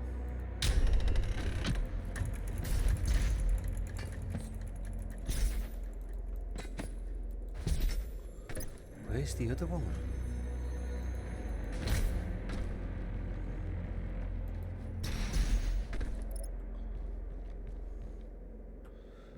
Okay, so there's one that you punch.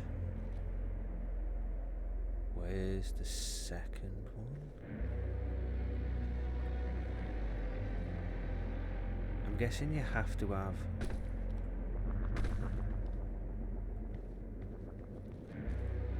There's one, there's two. Oh, is it in there?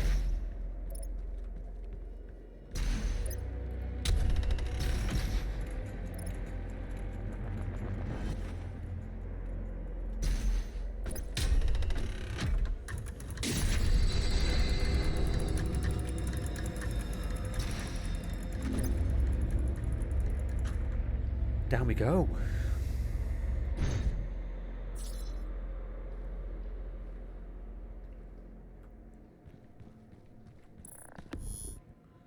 Check the automac frequently. Oh, there's a key. There's a key.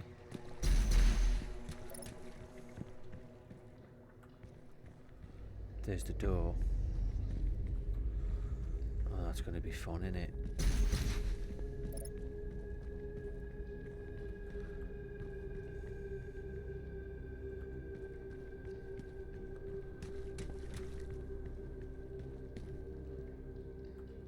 Right. Oh, shit. Okay.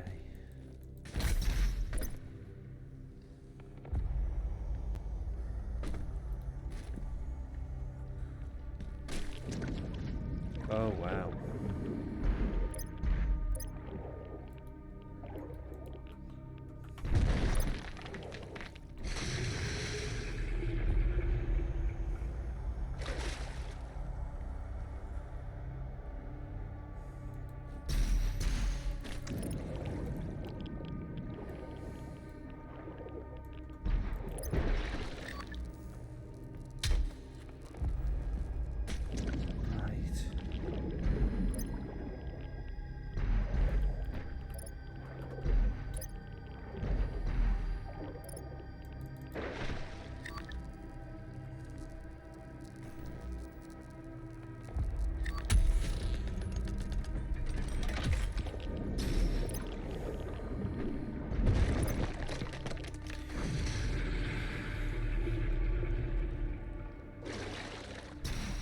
Is that all the sludge and shit drained? Yeah.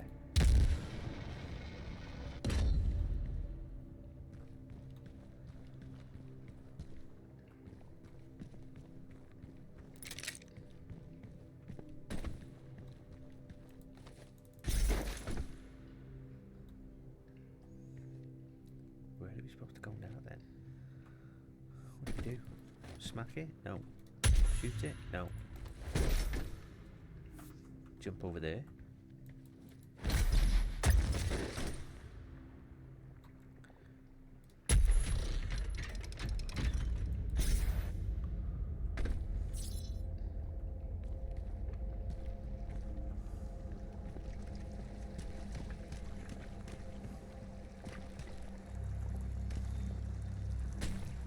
Okay, before we go that way, I need to try and find the key.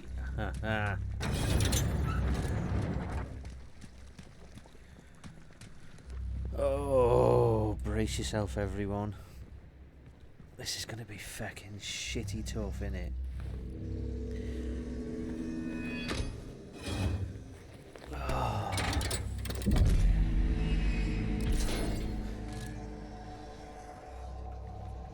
This is gonna be hard. Right, what have we got? Right, let's go with that. Full. Oh, I'm blind. Oh, not you.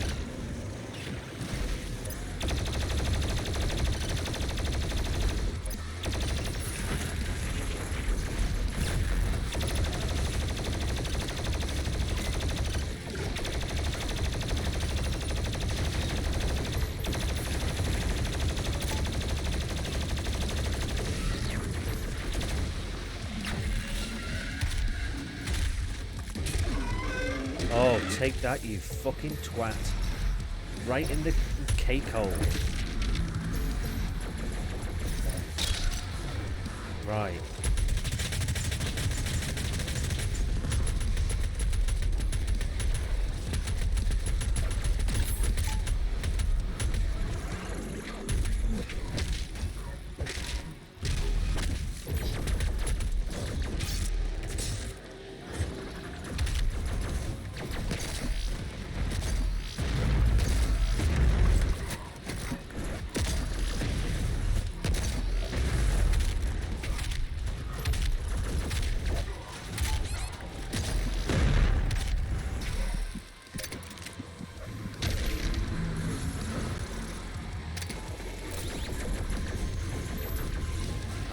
That'll do.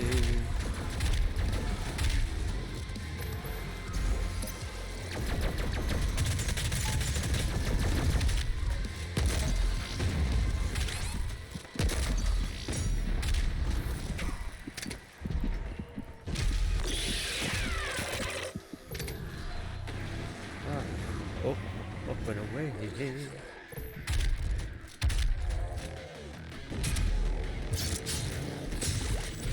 3.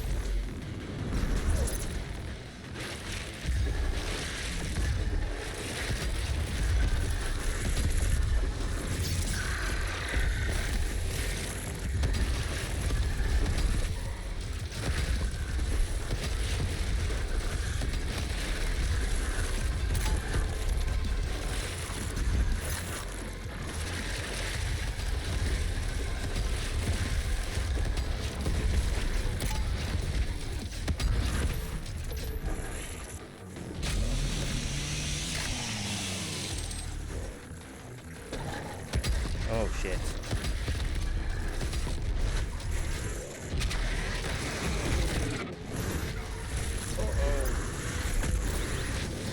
Uh-oh, SpaghettiOs.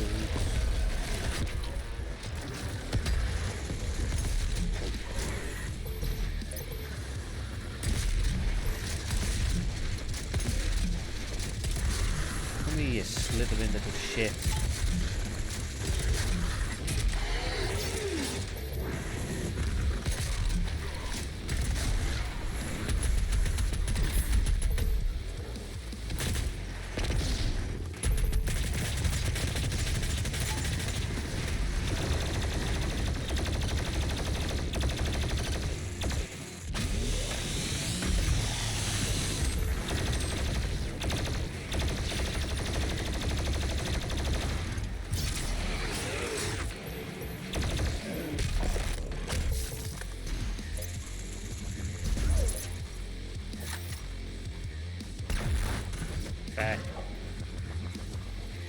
Where is he?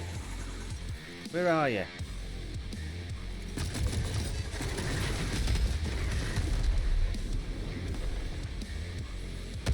Oh, rat. Oh shit! I didn't know there was going to be these 2 as well.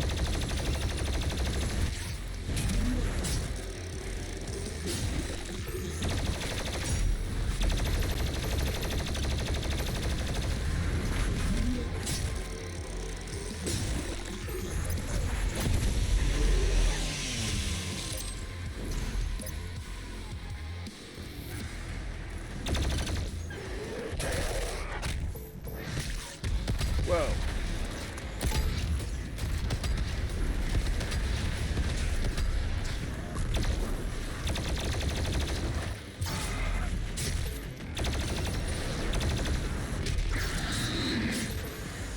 Right. Have that.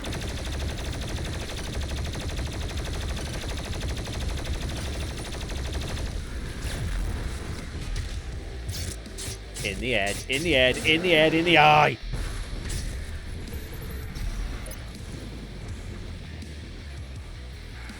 Right. What have we got? Oh shit, there's a whole fucking army.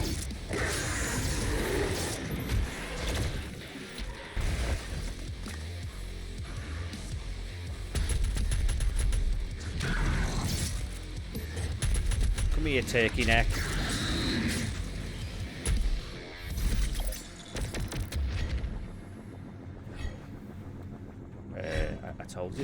Oh, I'm fucking blind again.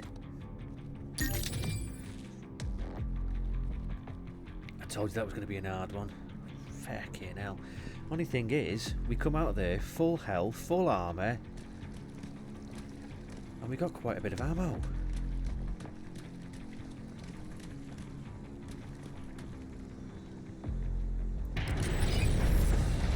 Oh shit. Right.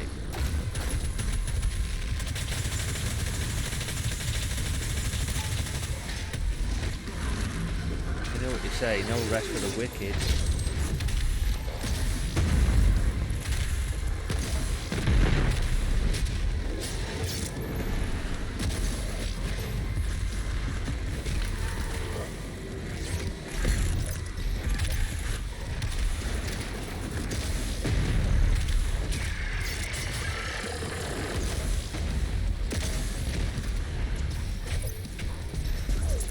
Bye.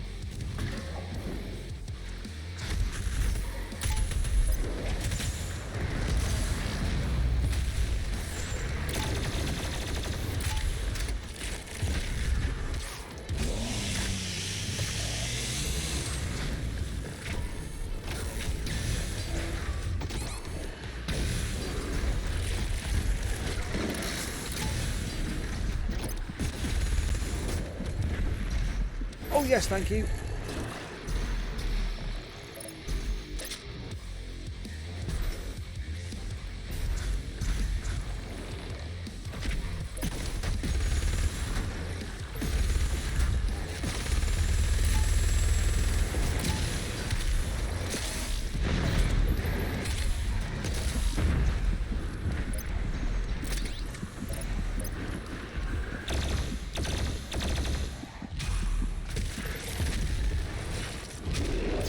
Finally, fucking chasing me round like fucking arsewipe.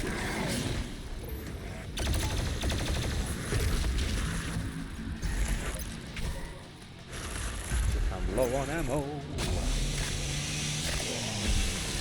I've got plenty of ammo.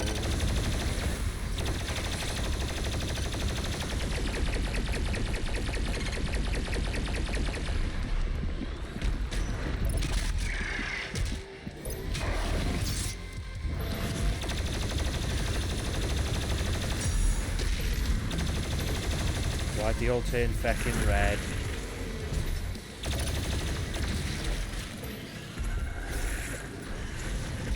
The fuck is that? Oh, I know what it is.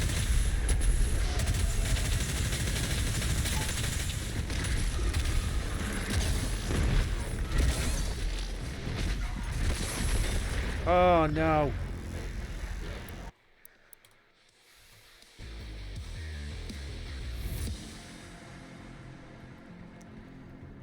Right, okay.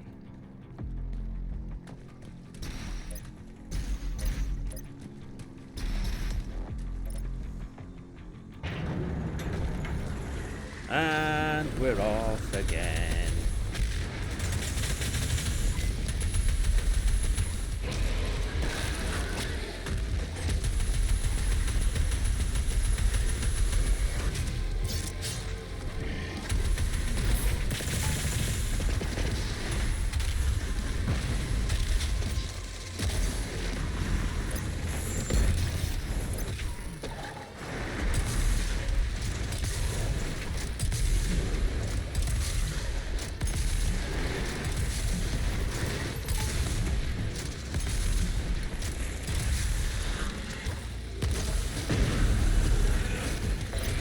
Oh shit.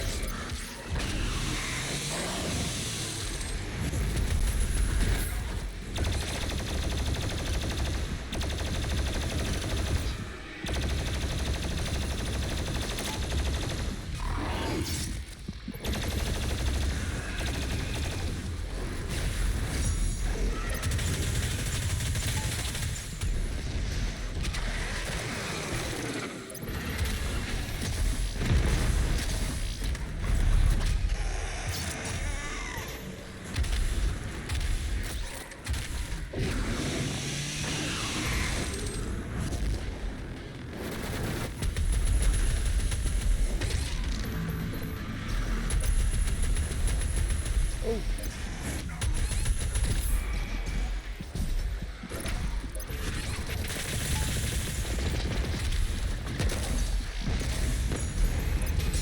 Finally. Right. Okay, let's grab the ammo. Let's grab everything we can.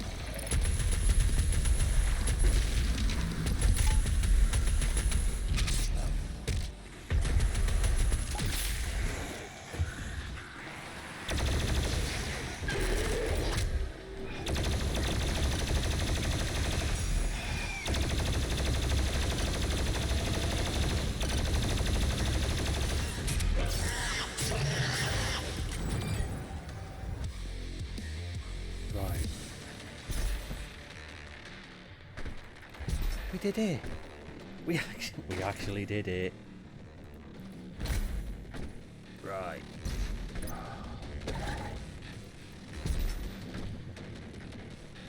Okay, is there anything else? A question mark there.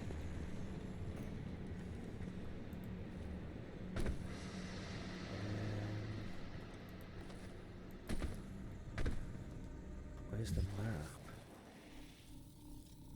Oh shit, it's got a thing there. I wonder if we have to go up there.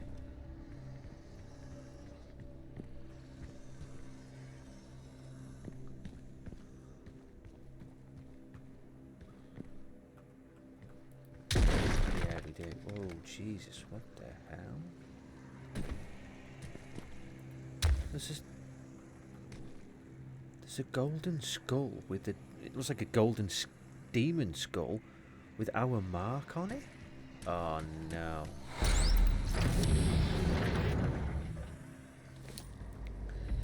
I don't want to do this now. Oh, fuck it. Give it a go.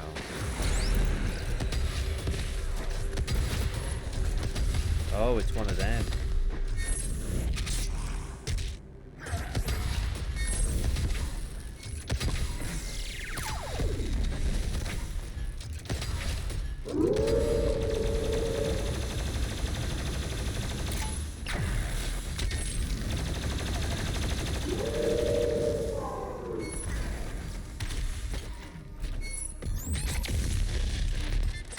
Holy shit. Not even a... That wasn't worth it, was it?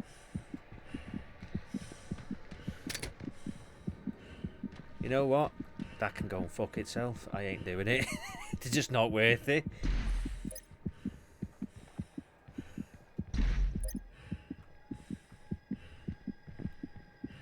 Right, let's get some help.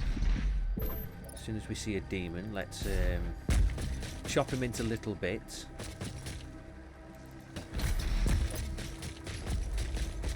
If the Crucible blade is removed, the Titan will rise again. Oh. Oh, goody. Yay. So we're going to release the Titan on this... How the hell does it come back alive? Right, how many have we got of this now? 4. Okay. Right, the Book of the Kings. Yet as the Slayer and the Night Sentinels battled the demonic host, their failure to act outside of the confines of their duty allowed the rancor of the Essence to grip the Argenta. It was on a mission deep within the boiling seas of the Nether Realm, where the Order of the Six reside, that a company of the Night Sentinels learned of the Khan Maker's true dealing with the callous beasts. By Maker design, it was kept secret from the Sentinels and Argent people alike that the essence we had grown so reliant on during this war was compromised of the very spirit of our brothers and sisters who'd fallen to these vile creatures. So it was their souls. It was, well, I'm guessing it was creatures and people's souls. The truth had been uncovered that all beings who found their end by the demonic horde would become a vassal of the hellscape.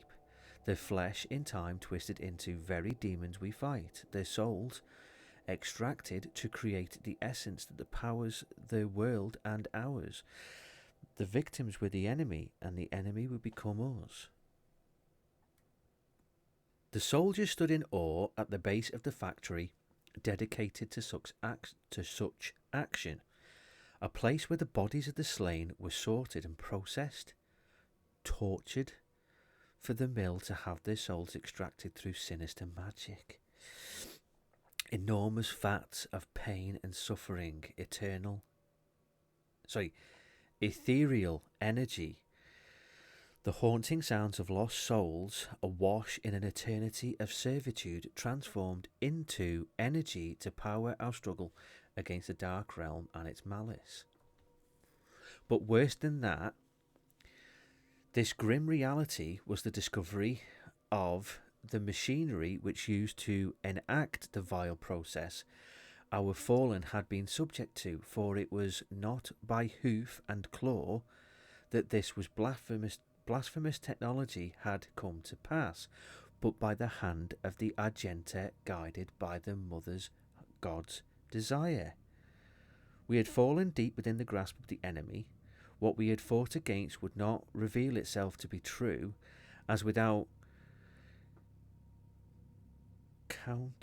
countenance, we could hold no sway over the Argenta's populace. Regardless, the honour of the Night Sentinels would have hold up the variety of these claims, and the Mother God could be our divinity no more. In secret corridors and clandestine conference, the Night Sentinels would find those amongst them who similarly distrust the essence and had foretold the swelling corruption. Once the truth could be shared, the skeptics became members of the Sentinel insurrection, and the breach between the holy and the unholy Argenta began to grow. That is why you ended up with essentially a civil war. You had the now fallen priests, you had the Khan Maker and their ilk, who've now turned essentially evil to get energy, and then you've got, well, I'm guessing that thing to the left is what this here. That's one of them things that walks around with essentially a cathedral, an evil cathedral on top, which the priests use to get around.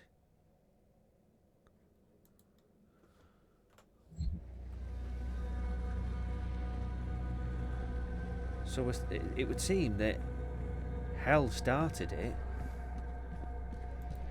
and then the Khan Maker and all the rest of them with her took it to another level.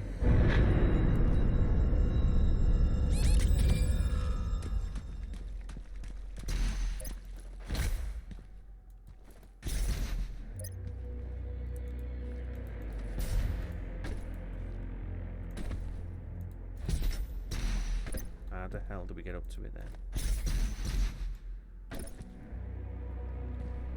Oh.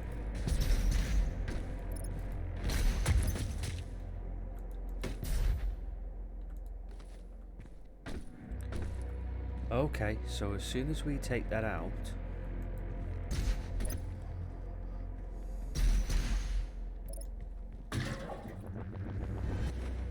is all hell gonna break loose?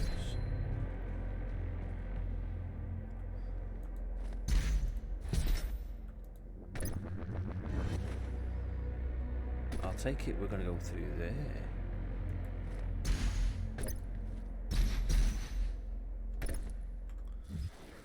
Right, got the battery.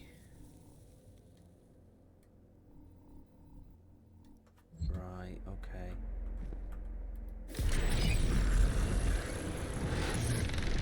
Oh shit.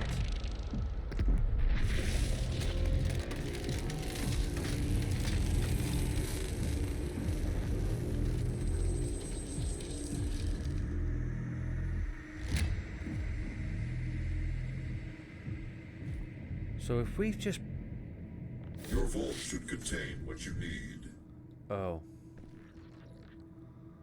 Does that mean he's going to come back alive?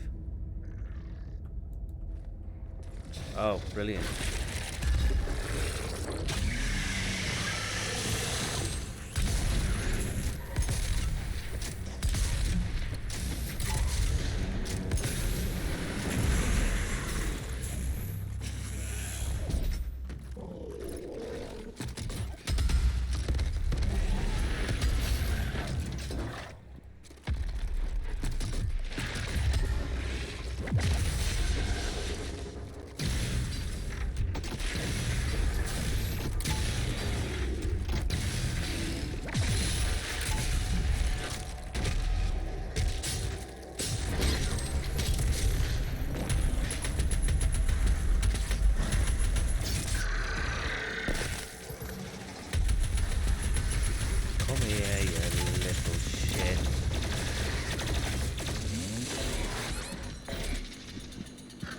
Oh, you gotta be fecking shitting me. How am I supposed to do them with no fecking...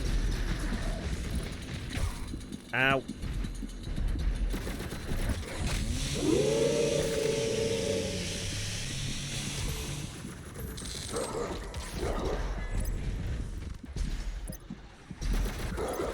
Oh.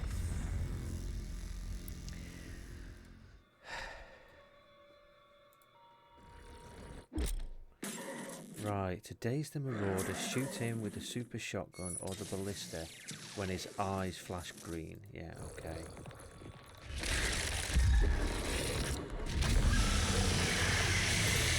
Right.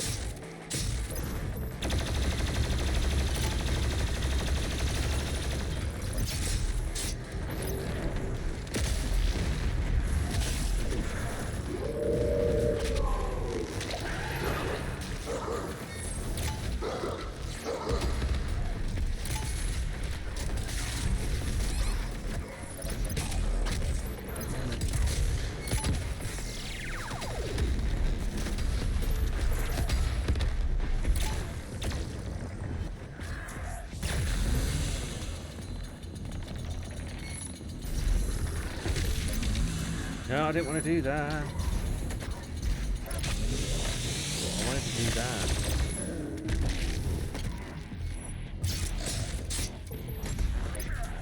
Right, come on, just me and you, dickhead. Come on.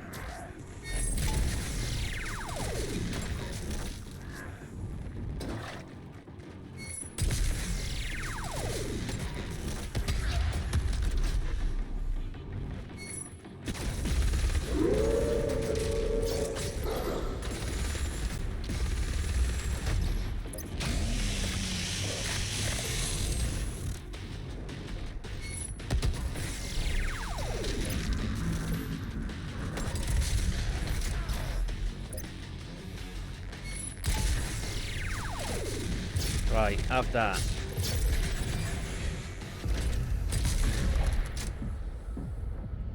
Right, okay, low on ammo.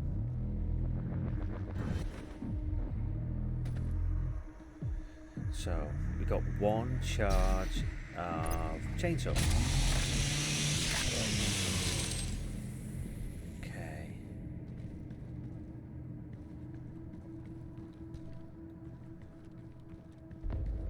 We didn't miss anything, did we? Did we? Don't think so.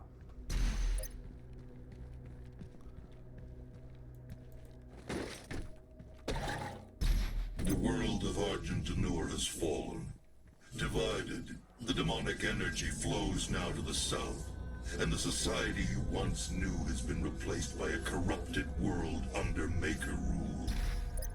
It did not need to end this way.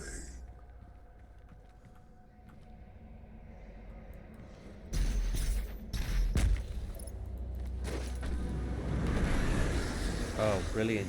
I didn't know it spawned all them.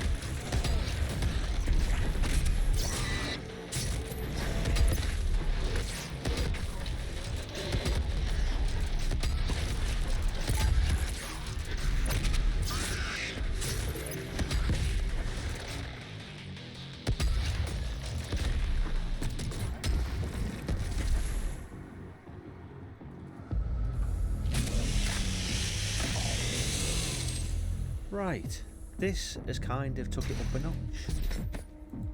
Like a big notch. Okay, so we want to go in there. So what are these for?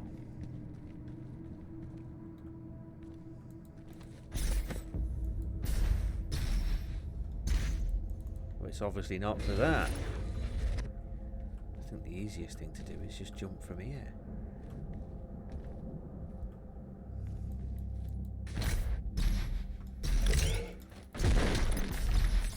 We're in. Just, but we're in.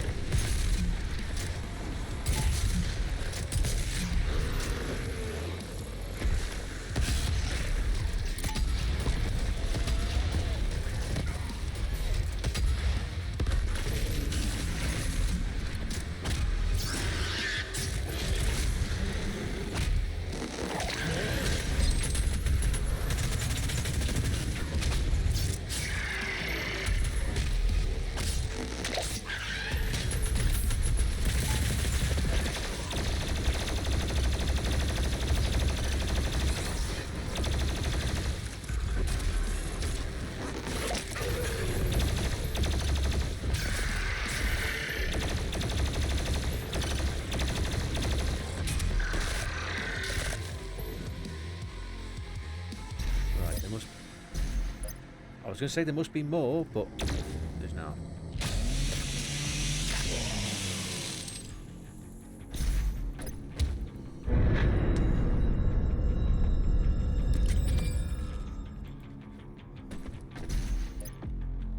Okay, so where do we go now?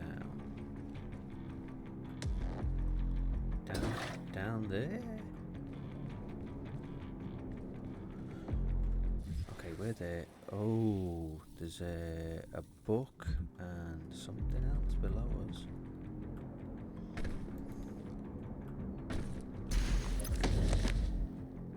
History of the Sentinels Part 12.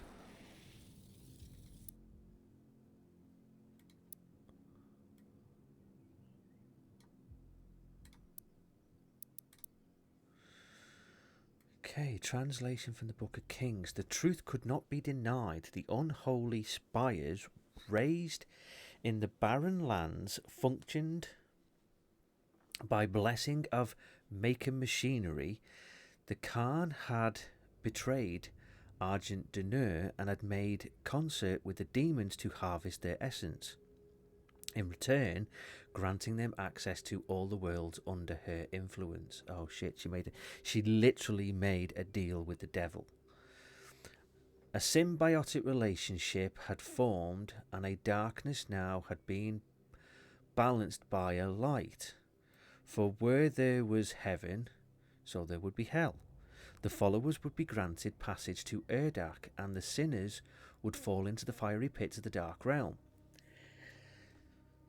This word would be spread from all cultures in all worlds and in all places. We were not without blame, for it was our people, the priests and sentinel engineers, who'd laid the work in place. Argentas, slaves, had built the dark factories, and our own ancient wraith energy helped purify Hell's elixir into the miracle fuel that now powered the Maker's world and our own. The Night Sentinel spoke of the evil brought by the essence and carried their world to all who would listen. We had helped to create this new dichotomy, and so it must be for the Argenta to stop the spread of this pestilence. This new phase of existence, the dark and the light, if not for us, then for the innocent worlds who have yet to fall under the spell of the Maker God and their unseen allies in the Hell dimension. Even when the Night Sentinels returned from the demonic realm with tales of slave factories that damned the souls of the innocent, the indoctrinated masses of Argent D'Nur took no quarry with the Makers. They were indebted to the demon essence, the ministers deliberating but finding no basis for change. The messengers were cast down for daring to speak against those who have gifted us so much, our gods. The Makers, in their infinite wisdom, would see fit that the faithful continue life anew in Urdak. They feared the wrath of the Mother God. A lifetime of servitude would not be undone by this insurrection. This was simply another trial, a test of faith to identify those that were truly worthy to experience life eternal in Urdak. The Argenta would not waver in their resolve. The Night Sentinels prepared for war once again, though this battle meant drawing blood of their own brothers. Our army had been the work of the demons firsthand and knew its evil. They had returned to the way of the wraiths, and although armament was diminished without the essence, it remained pure and righteous.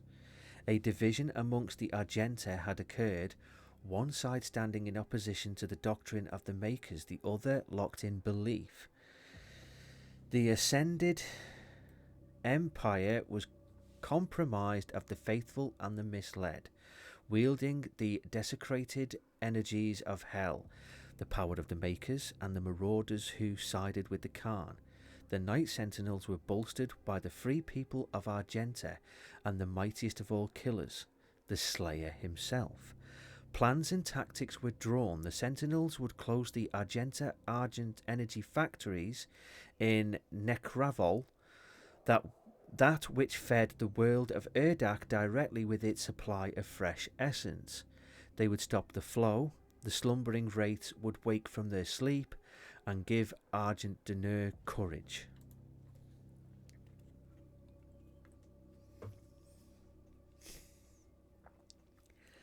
So yeah, pretty much the Makers pretty much caused a civil war, all because she wanted power.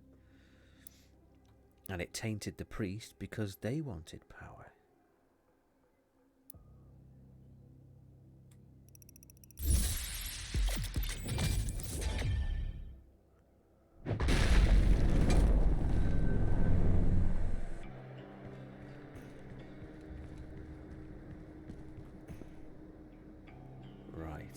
Did we miss anything?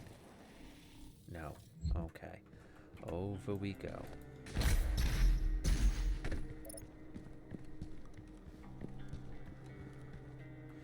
They're the wolves. They're the ones that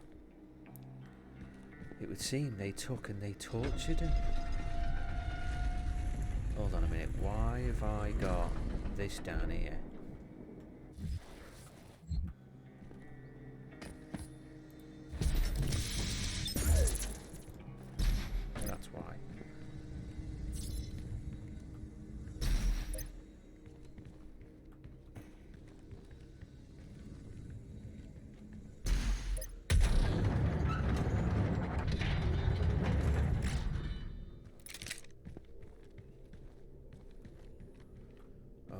so I'm guessing.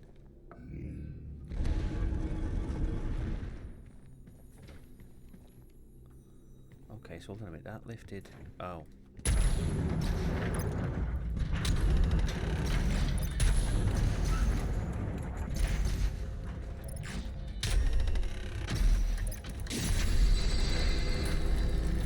Okay, we're opening the seal, and I'm sure that's our marking.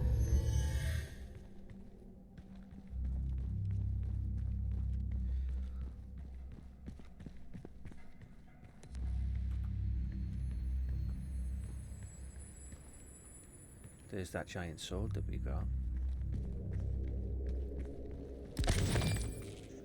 Part 13. Book of the Kings. For years the civil war raged and took its toll on the soldiers as their armour laid stained with the blood of their brothers on a cursed battlefield. Finally, an opportunity to end the war had been discovered by the Order Deeg and the Night Sentinels. With the Slayer at the head of their army, they gathered to traverse through the gate and sunder Necravol, the city of the dead. The Order of the Deeg, the high priests who had pledged their allegiance long ago to the Night Sentinels, worked in service of our mission. Oh, this isn't going to end well, is it? Those holy priests who had served the Argenta since time immemorial assured us that the way was clear. A plan was set to march into the accursed walls of Necravol and smite the factory, cutting off the flow of the essence to Urdak and denying the calm maker of her prize. Our forces took spear in hand and advanced, and it was there that the venom of treachery struck.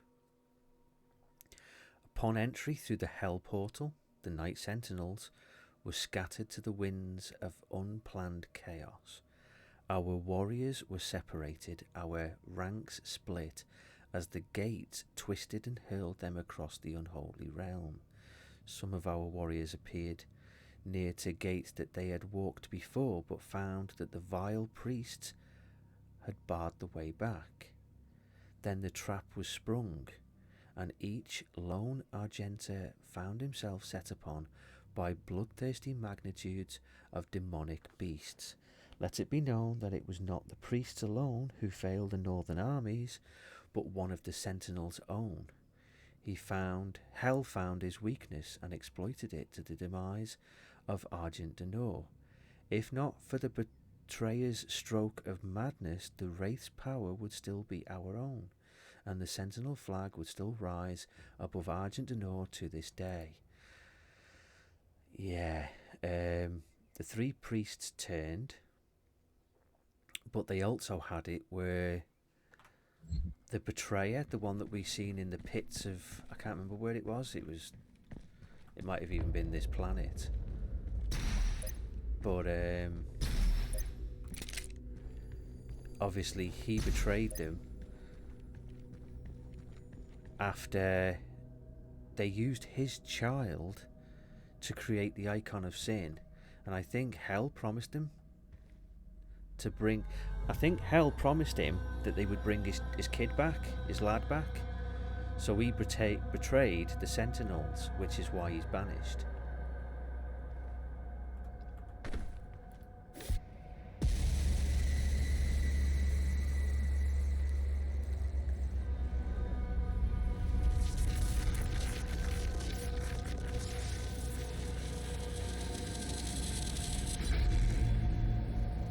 I'm guessing that powers it up.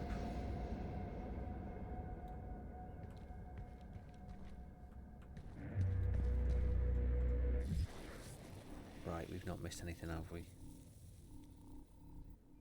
Yes. Above us.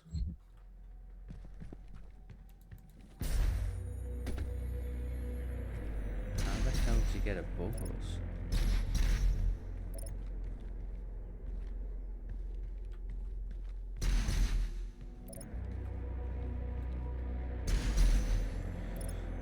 Where are we now? We're there.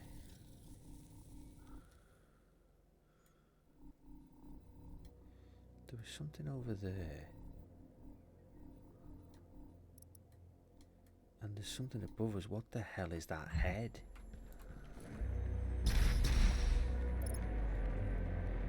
Does this take us up?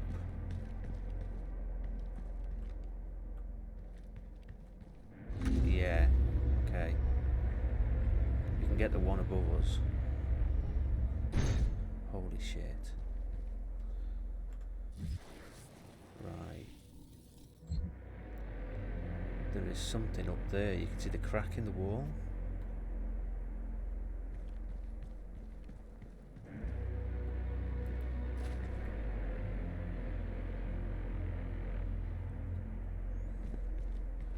So that's a throne.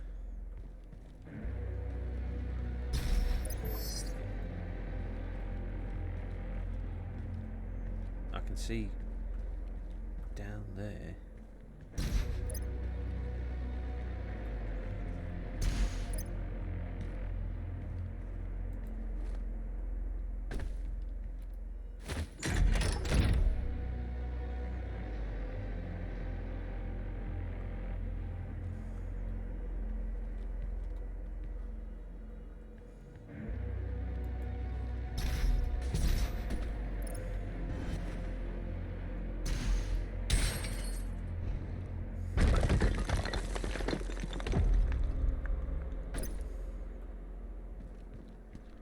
Okay, before we go down there, how the hell did you get to there?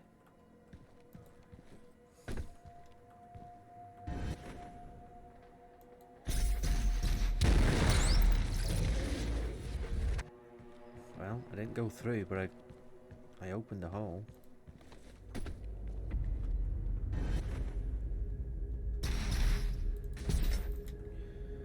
Shit. Right, let's try it from this angle.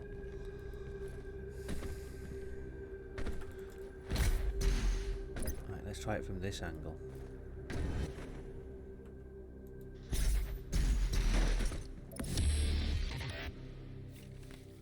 Quake 2 LP. Right. Supposedly, there's. Oh, I'm thinking you might go through here.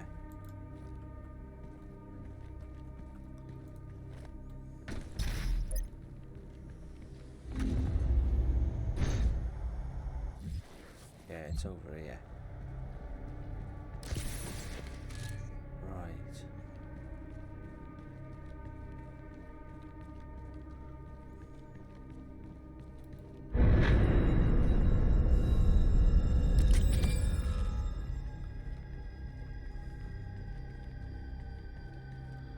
Oh.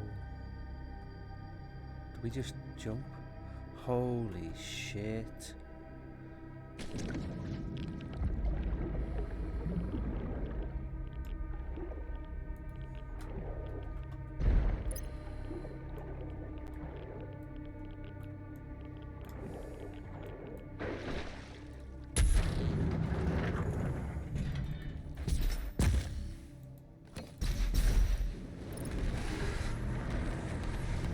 Oh wow, okay.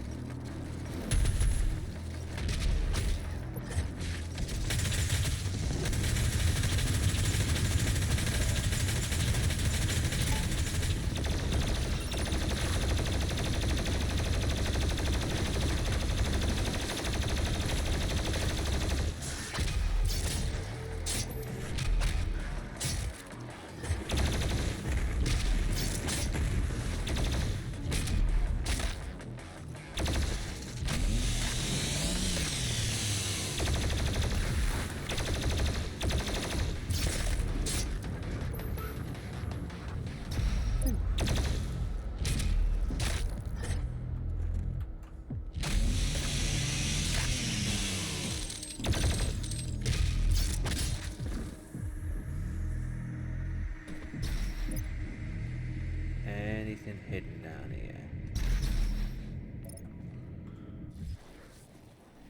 No, but there is over there. Oh, you can't get through.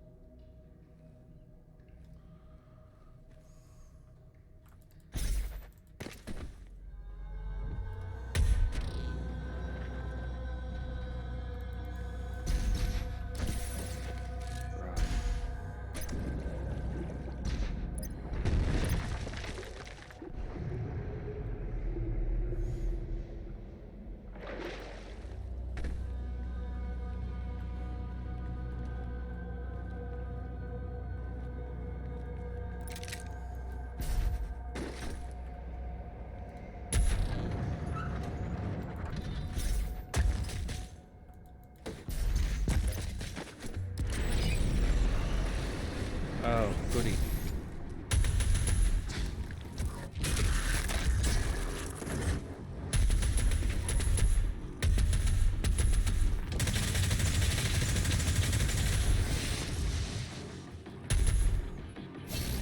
Is he gonna come down here? No. Right.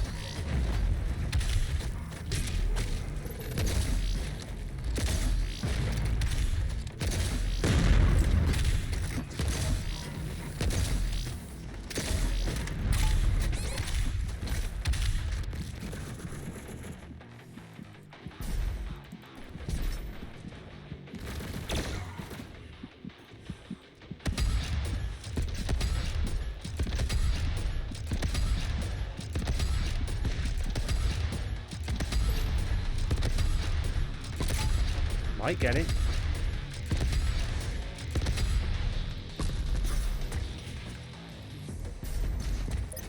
No, didn't.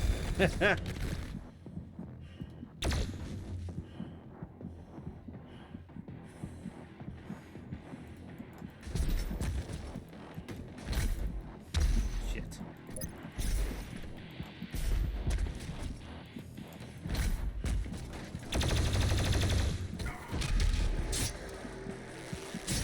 That did.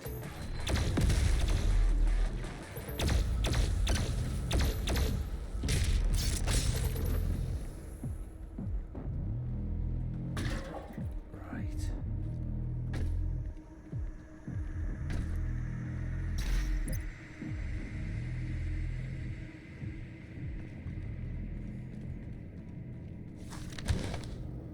History of the Sentinels Part 14.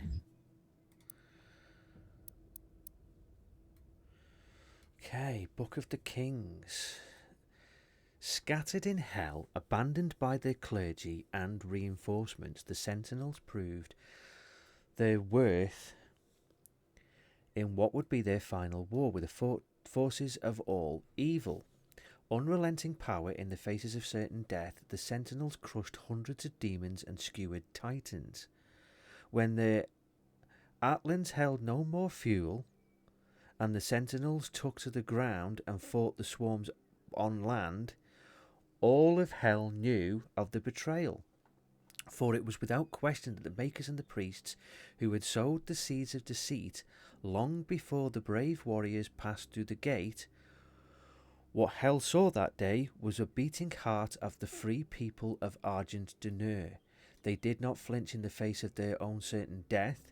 They died as they lived, with sword and shield in hand. Urdak, too low a place to house such giants, theirs would be the fate of warrior god remembered for all time.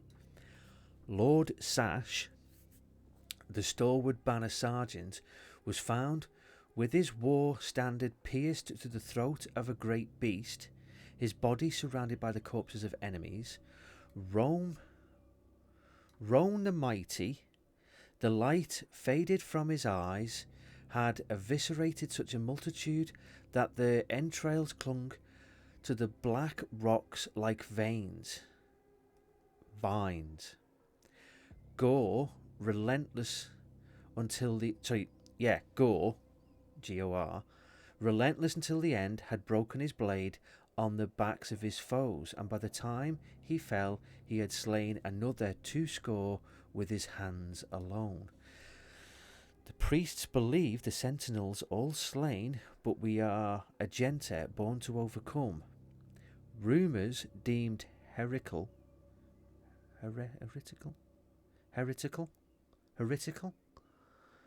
Rumours deemed heretical by the Order Dig persist and claim that the Slayer himself still rages in the unholy realm.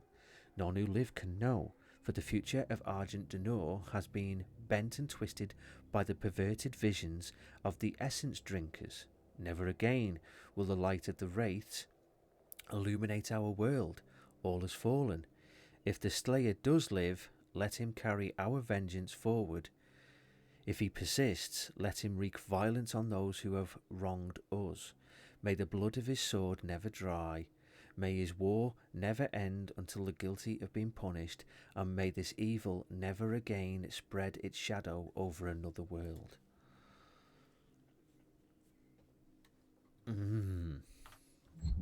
So we have to get... Essentially, we have to avenge... Oh, that's a mastery thing, isn't it? Yeah. We have to avenge these people that died.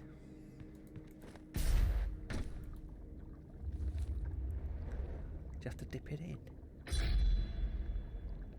Yeah.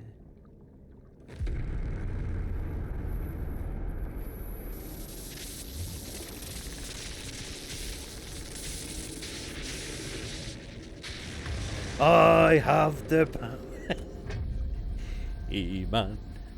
I'm sure you'll want to try out your weapon first before we leave.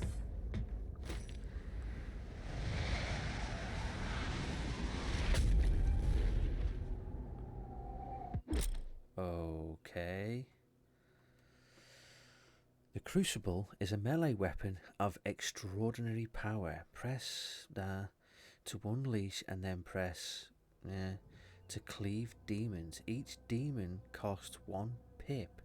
Replenish the Crucible's energy with Crucible pickups found in the world.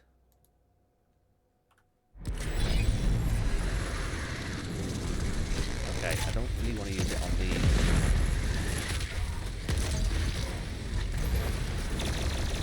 Him? Yeah, I'll use it on him.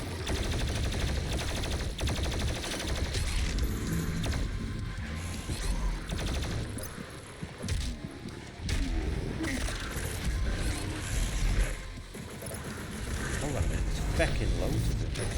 Oh, here's one. Oh, into. Oh, into. Holy shit, that is one.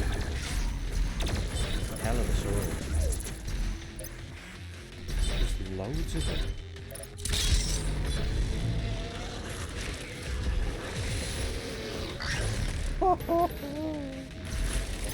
No, I'm not wasting it on them. Come on, where's the big... There we go. Holy feckin' shitballs. You just cleave them in half.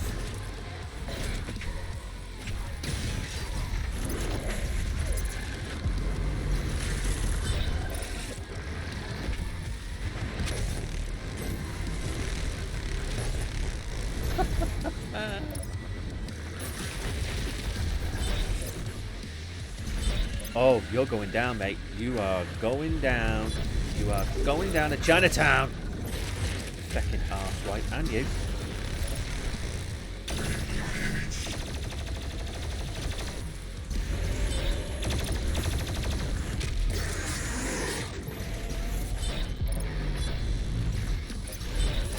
Right, where's the biggest, baddest bastard going? Right, there's one.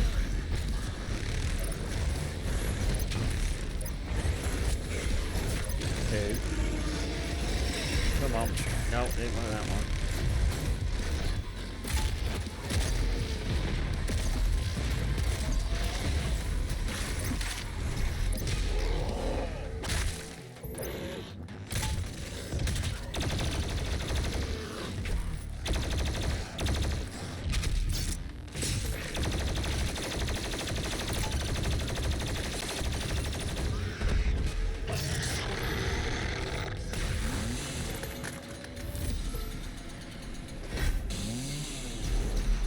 Before we go, let's pick up these. Okay, we've got 2. Oh, hello. Thank you. No, I didn't want to do that. I wanted to do that. Right.